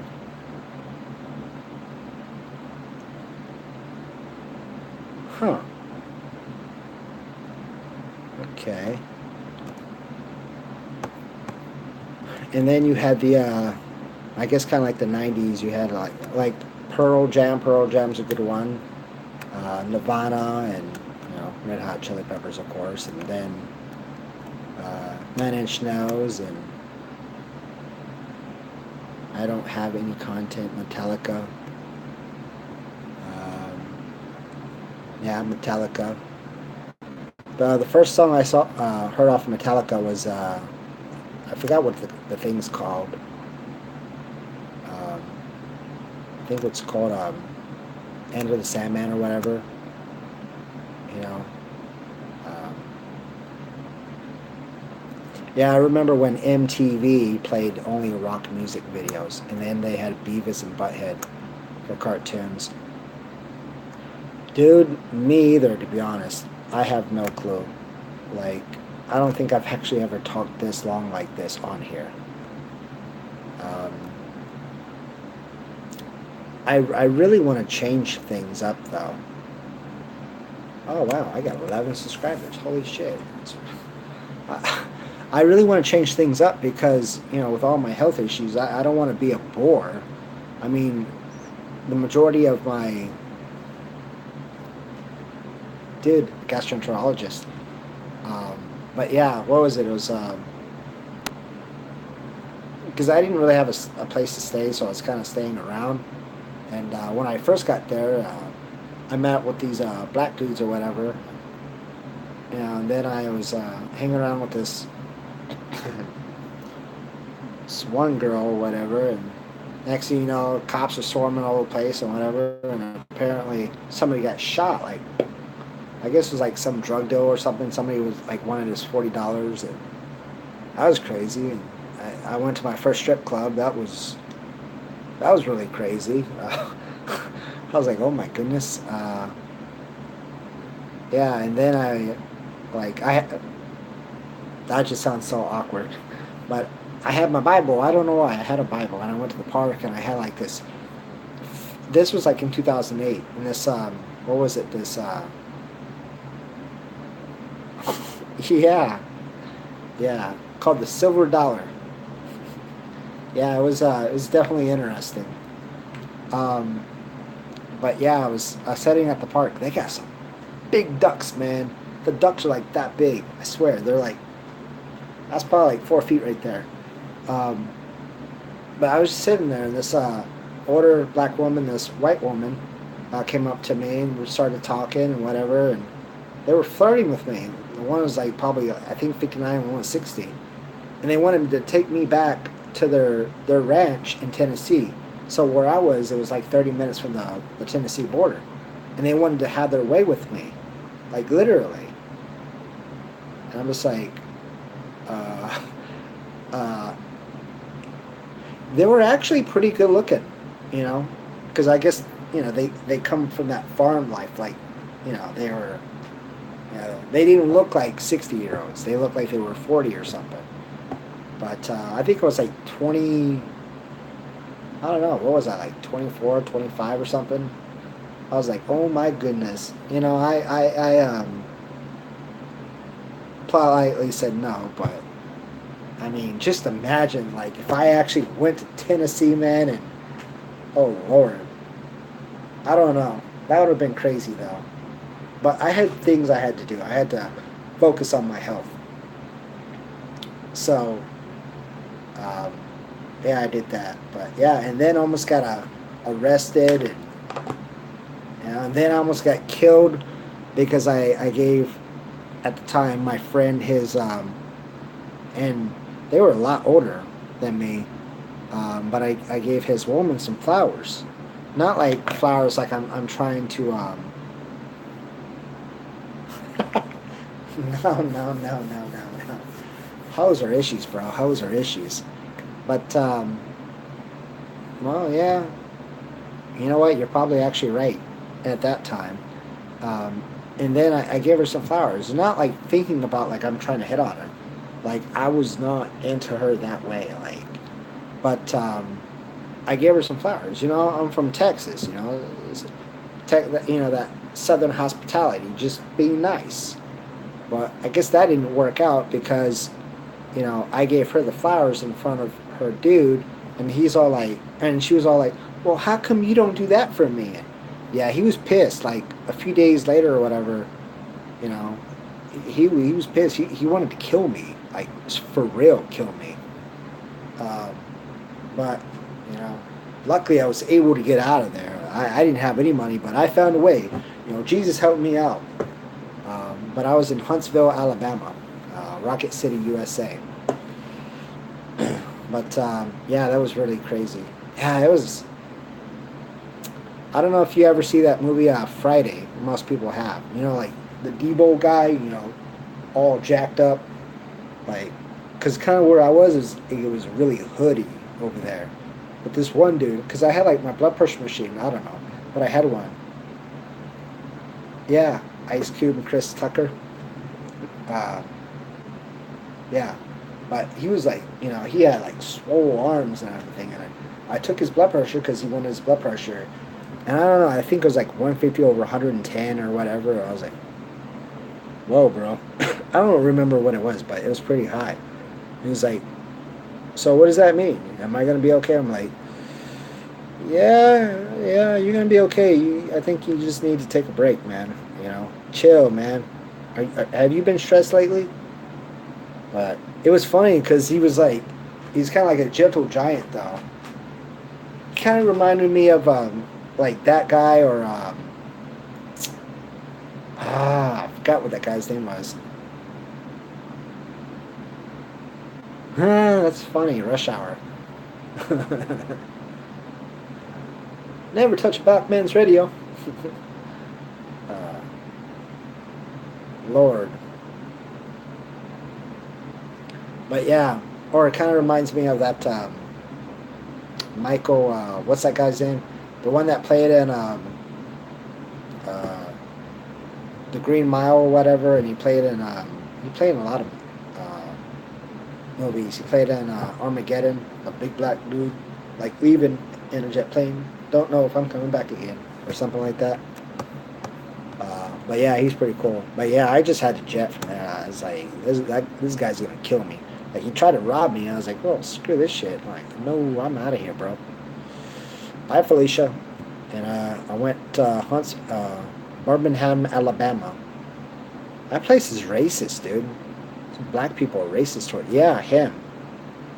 Yeah, that's who it was. Yeah, he died of a heart attack a few years ago. Sad to hear, though. He was a good man, good actor. But yeah, those people over there, they racist, man. I'm like, whoa, what the hell? Like, I don't know. You know, some of these black bus drivers, like, whoa, what? Whoa, like, over here in, Huntsville, everybody's like playing with each other and everything's cool. And over here, I'm like, oh. But yeah, Birmingham has that old mafia Chicago look. Uh, yeah, and then being in Alabama.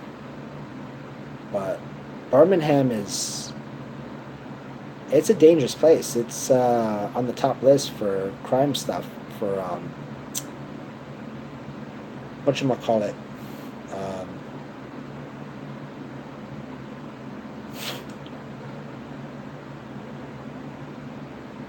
wow.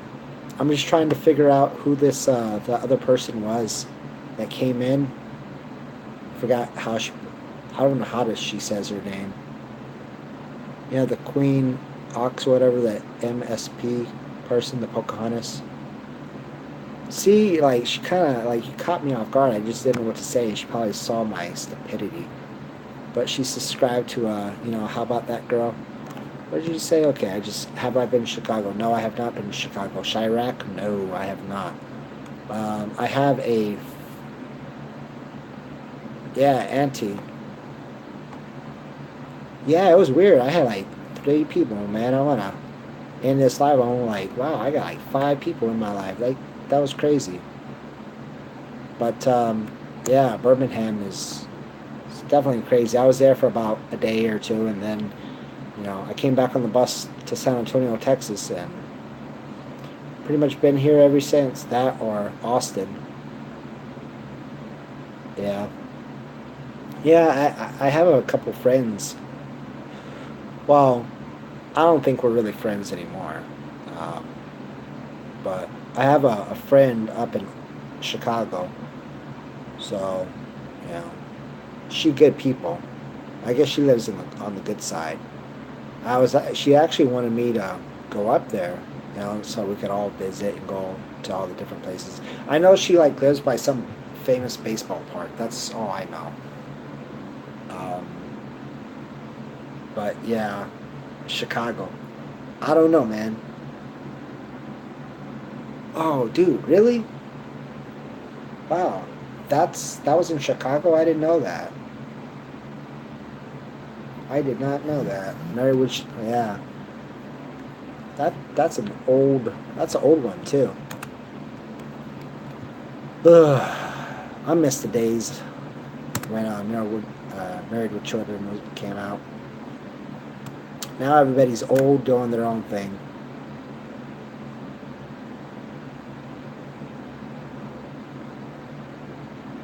Yeah.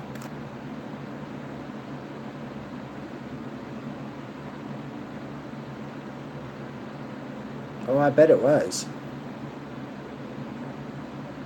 Chicago hot dog, huh? I've never been. I might go. I don't know. Chicago's a little crazy. I've only been to, of course, Texas. I've been to Texas, uh, Louisiana, Mississippi, Alabama. That's the only places I've been. And then I've been to Mexico 13 times. To Nuevo Laredo and Piedras Negras. I think that's how you pronounce it. Um,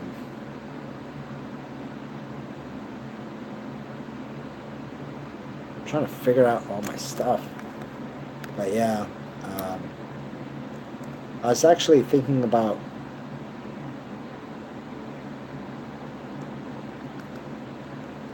I don't know. Depends where you go. Because I know there's a place called Tent City in Chicago. Apparently, there's a lot of homeless vets and stuff up there too. I don't know. I just know there used to be a lot of cool places in this country, and then things get crazy and it turns into cesspools. Like you look at the old time movies where Chicago, glitz and glamour, like it was just all awesome, and now everything's just run down. Like I'm sure like New York back in the day, it was just beautiful. Like everybody all over the world just want to come, and now it's trashed up, and gangs are running all over the place, and but yeah, I mean I'd probably go to Chicago. Um, I don't really know much about it. I know my mom was born in Illinois, so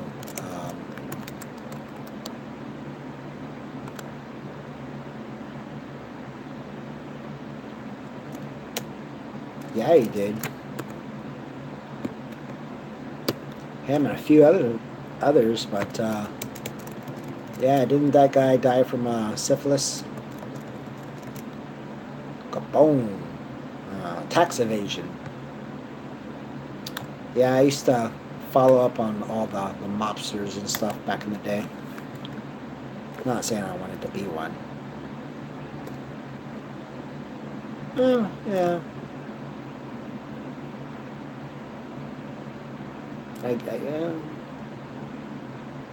Maybe, I guess. Probably in that time, probably. I don't know. I mean, there's been a lot of Scarfaces. A lot of violent ones out there. So, but yeah, he was definitely whatever. And then, well, I guess for Chicago, yeah. And you had the five families, in New York and stuff. And they had Lucky Luciano. Uh,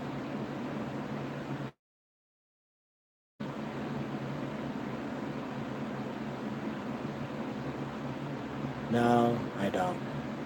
Like I said, I was fascinated in that culture. I used to watch a lot of movies, like The Goodfellas, and or like The Sopranos, the TV show, or uh, The Godfather, or Scarface. I don't know how many times I've seen Scarface. Probably at least 40, 50 times.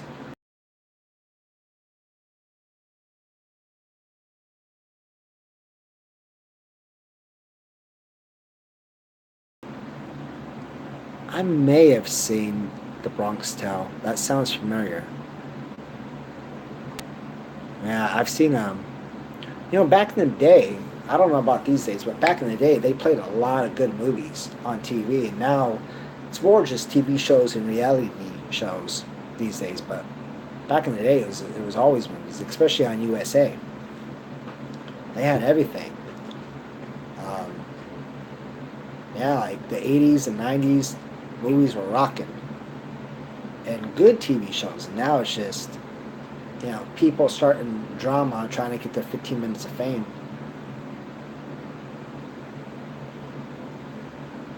Yeah, Scarface came out 1 month after I was born, so I think it came out August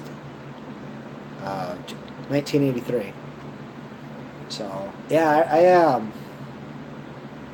I don't know. Some of these people are a little too political these days. You know, I don't know. Like back in the days, Robert De Niro, awesome. Now, I don't know.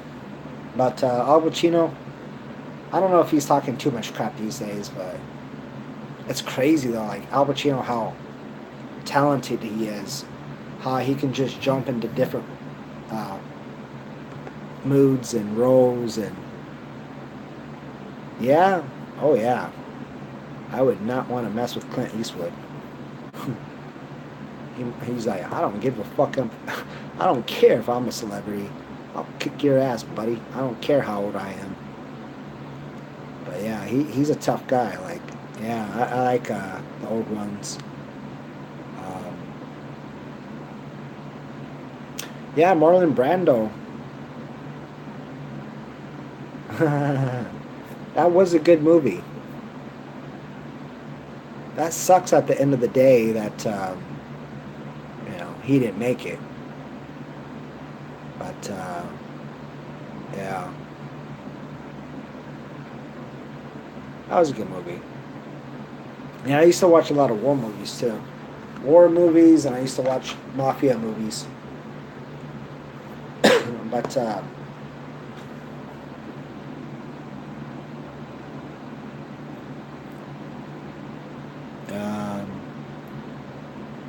I don't know.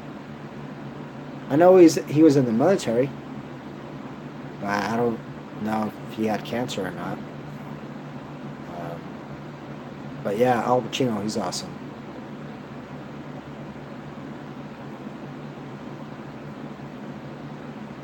I mean, you're talking about in the movie? Yeah, I think in the movie he had cancer. He had something.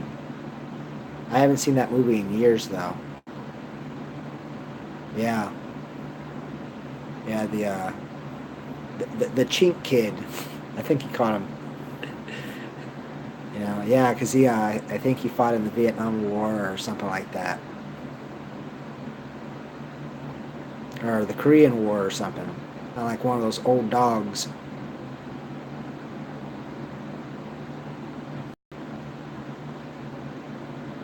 Who was from Cuba?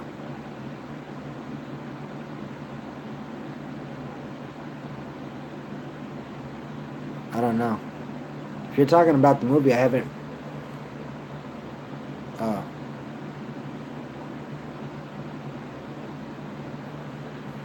yeah. Oh, he was born in New York. I don't know what he is. He might be Italian or Sicilian. I don't know, but it could be. In Scarface, yeah, he was Colombian. Dude, that would get me killed right now if I just said he was Colombian.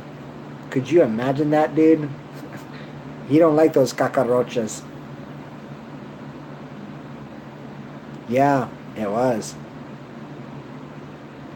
And he did that like a few years after the Godfather movies. Like in the first Godfather movie, like how he was just so innocent and reserved and whatever. And then after, you know, stuff happened and, whatever. And after his first wife, that happened, which I don't think he told the girl that he married later on. Yeah, he just everything started to change. And then time he was in Scarface, it was like, wow, it's like totally different guy. And then like, uh, it could be interesting. The second one I think is like 3.5 hours. But I've heard the first. I've seen all of them. First, second, okay. The third, I don't remember. Um, but yeah, everybody says the first and second's good. Um, I think the first one they had long scenes. Like when they're at the party at the beginning, it's like almost a 30-minute scene just at the party. But it's interesting. I like the mannerisms. You know how they acted and did their business and you know. Hold on. Gotta go get me water. Be right back.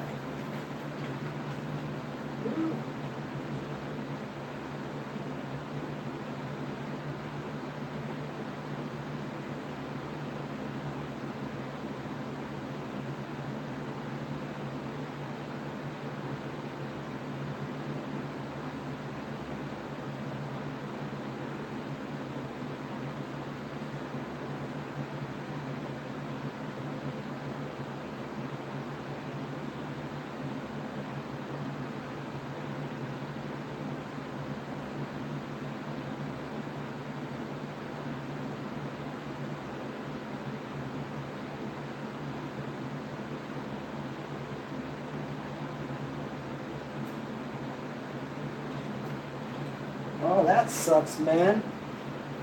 I couldn't find it. Dang it.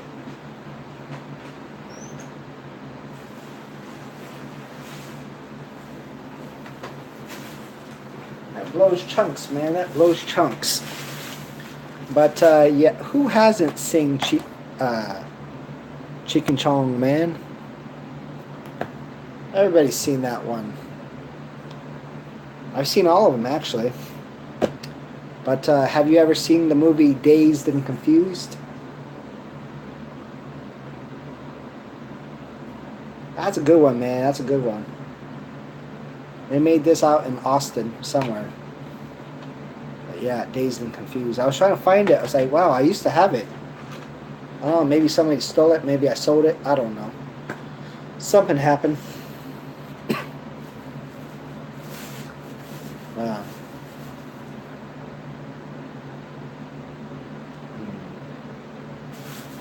So, do you smoke? Well, I don't know if you want to answer that. That's,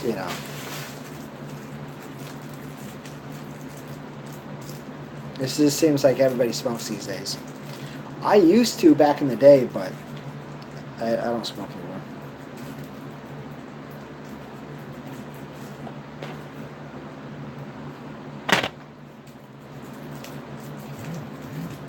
Should you take off?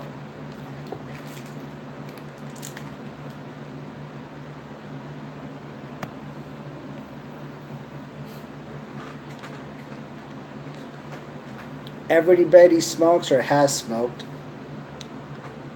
Yeah, you're probably right. It's kind of the cultural thing these days. And everybody's trying to make those states legal. Which is crazy that Texas isn't legal yet. I mean, it's right by Mexico. Colorado, that's legal. All these other states are legal. But I don't know how old I was when I first started to smoke.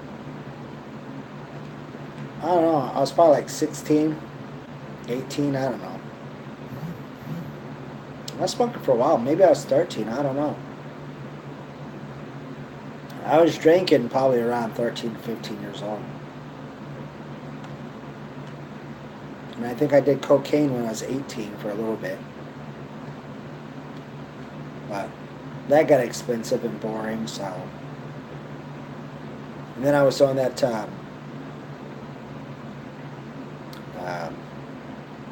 ephedra, which they actually got rid of that because it was giving people heart attacks. That stuff was like cocaine, man.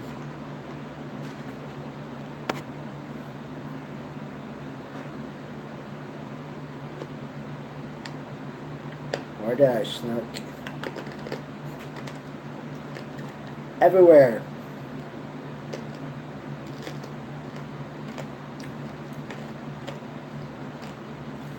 Wow, that's a strange question to ask.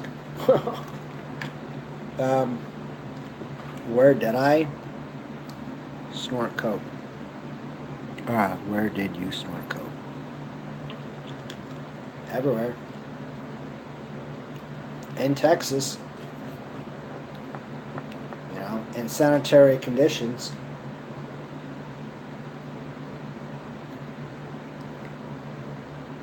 Sometimes in crazy environments, but once in a while off girls.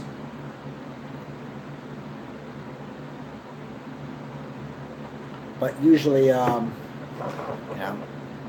take the dollar bill or take the stroll. But I haven't done that since I was. I think the last time I snorted coke was. Why does this thing keep doing this? Jeez.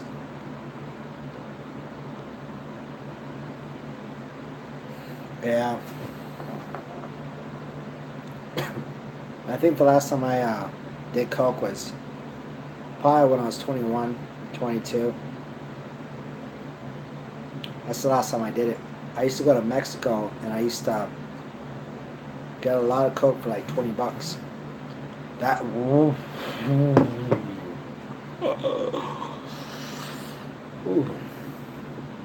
I was getting 93% pure. I didn't just get high. I got stoned, bro. Like stoned. Like.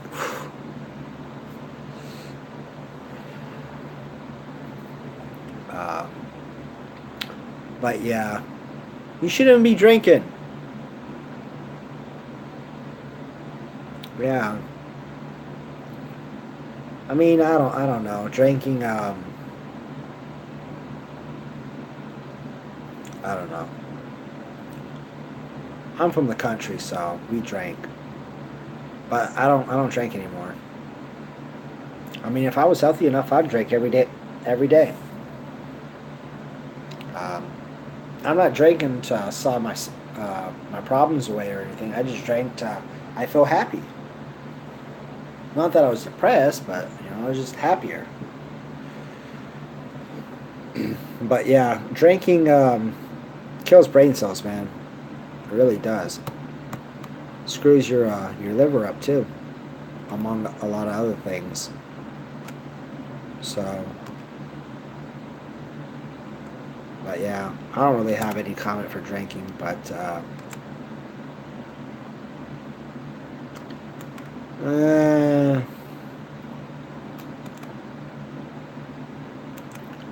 I don't know.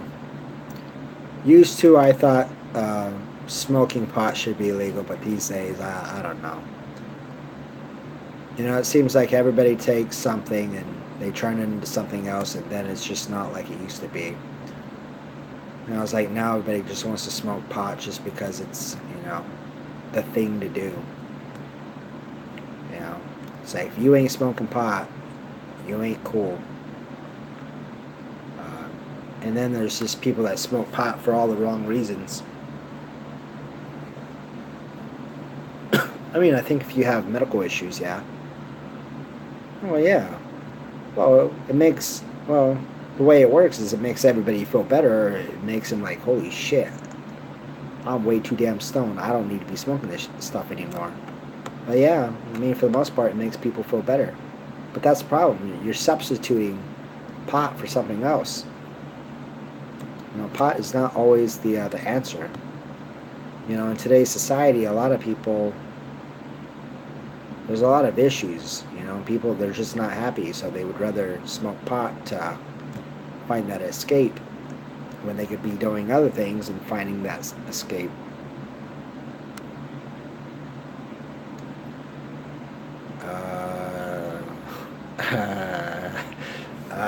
I don't know.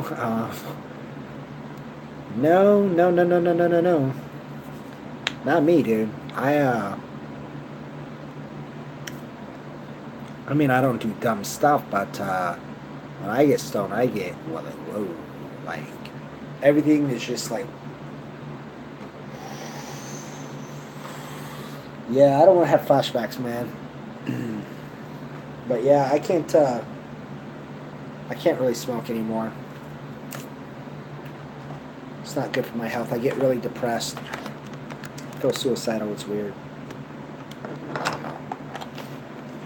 It happens. But yeah. Or when you smoke a blunt and you just keep getting higher and higher and higher and you start puking. That's always great. And you just have to go to sleep and pray you don't die. That's always like that's another thing like with drinking. It's like you get so drunk. It's like, Lord, please help. I'll never drink again. Just make it go away. I've had so many of those. Yeah, I don't know. Things are kind of crazy right now. Yep, exactly. Yeah. Well, one thing that I learned about drinking alcohol and hangovers is if you want that hangover to go away, is to drink something again. That same stuff. Like if you drink vodka and had a hangover, drink some vodka the next day, and your hangover will go away. I'm not giving medical advice, and doctors would probably say that's probably not a good thing to do. You know, you're dehydrated. That's why you're having the hangover. Uh, but that's what I used to do. I used to drink a lot, dude. Like I didn't realize I was drinking so much. But I would drink like 21 shots in 3 hours. Probably. I don't know. I'd take like, well, I mean, I don't know. I'd probably, yeah. Because I'd take like 5 ounces of liquor or whatever, and then, you know, put like 5 ounces of liquor and put some soda or something in there and drink it and drink 3 of those in a couple hours. So I didn't realize that was too much. I was like, whoa. And I used to drink at least, 18 pack, couple 18 packs. So just in that setting, and then being the white boy, everybody's like, hey, come on, gringo, drink up, drink up. So, yeah, it was, I remember one time I was drinking Bacardi, the silver, just like a pint or whatever. But, yeah, I got shit-faced, like, whew. Like, we had like a little creek in the back. We had neighbors and stuff, and they were cooking like menudo or something. The time I ate it, it was all cold, and I didn't really seem to care about it. I don't know, I was just too drunk, and in that little creek, there was like maybe a couple inches of water, and I fell, and I was so drunk, I literally could not get up. Like, if my neighbors didn't help me up, I would have probably drowned in like an inch of water. It's like, whoa, bro. Like, I was so drunk. Like, I was so heavy. So they helped me back to the house, and then I just start puking up like freaking cow intestine. Like, oh, God. Or when I went down to the coast, and I was drinking MD 2020. I don't know. Well, if you want stomach issues, that's, yeah.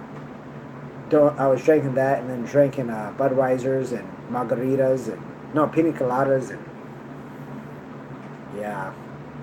I used to drink a lot, man. I wasn't drinking recklessly. I was just drinking way too much. Yeah, I'm surprised I'm still kicking, to be honest.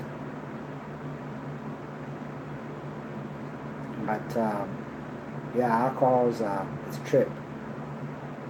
Uh, Gangster movies are awesome. Well, the old school ones. Yeah.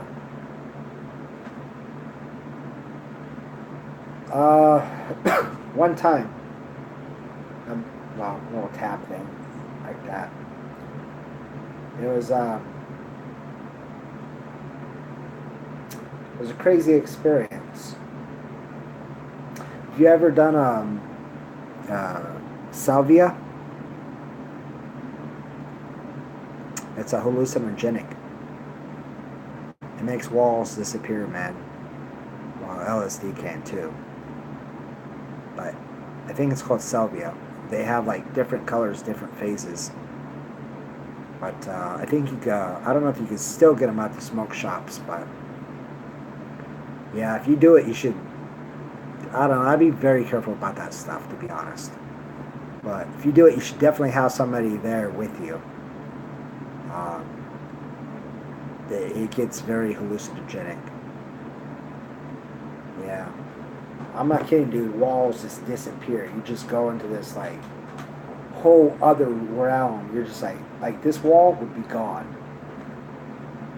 Um, you might just start seeing whatever. Like you might feel like you're upside down or something. Like you're hanging on the wall or something like that. God, I gotta stop thinking like that, dude. I'm feeling like I'm upside down. That's weird. Ugh, my brain. But yeah, it's yeah, I've only done it once. I've done shrooms a couple times. Those were I don't think the batch that I got was too strong though. I mean, I didn't want strong for the first time, but it was a good trip. Um, but for the most part, I just smoke weed when I used to. I don't really smoke. I don't smoke anymore. Or I used to do that, but I don't do that. So, or I just drank. That's pretty much all I did. I don't even drink anymore. I mean, those were kind of my hobbies, man. I mean, I've had tons of hobbies and interests. When you kind of get to this point, you just kind of, you know, you don't really have any interest or hobbies anymore. But when I feel okay, I like to exercise. Yeah, I got a gym membership, Planet Fitness gym membership. uh,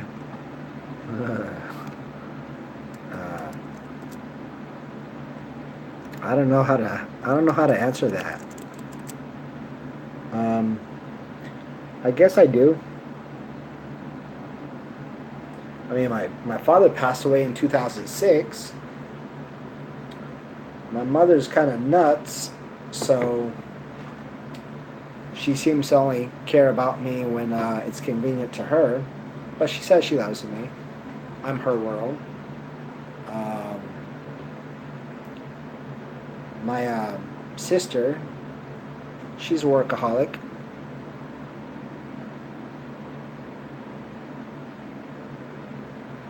Oh no, that's what I was saying, dude. If you get real sick, like say something like me, it doesn't even have to be advanced as my issues.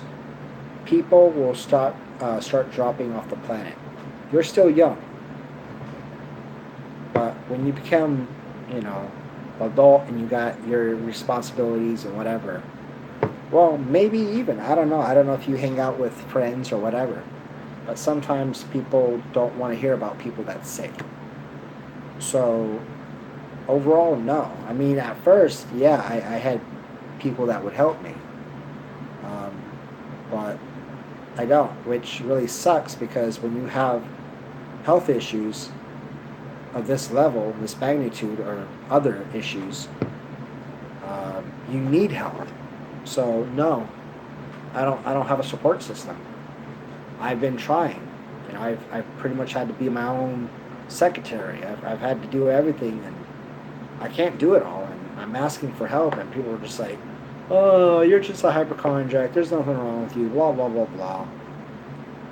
And then it's like right now you're too young. You're making stuff up. Blah blah blah. And then when you hit your 30s, your 40s, it's like, "Oh well, you know that happens when you're at that age."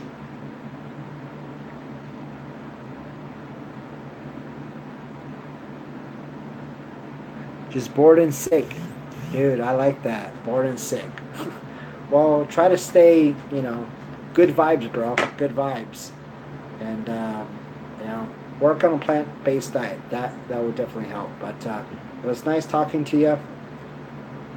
Hopefully I can talk to you, sometime. So, yeah, I'm probably going to tap out myself. So, I've been on here for almost 3 hours. I'm like, wow.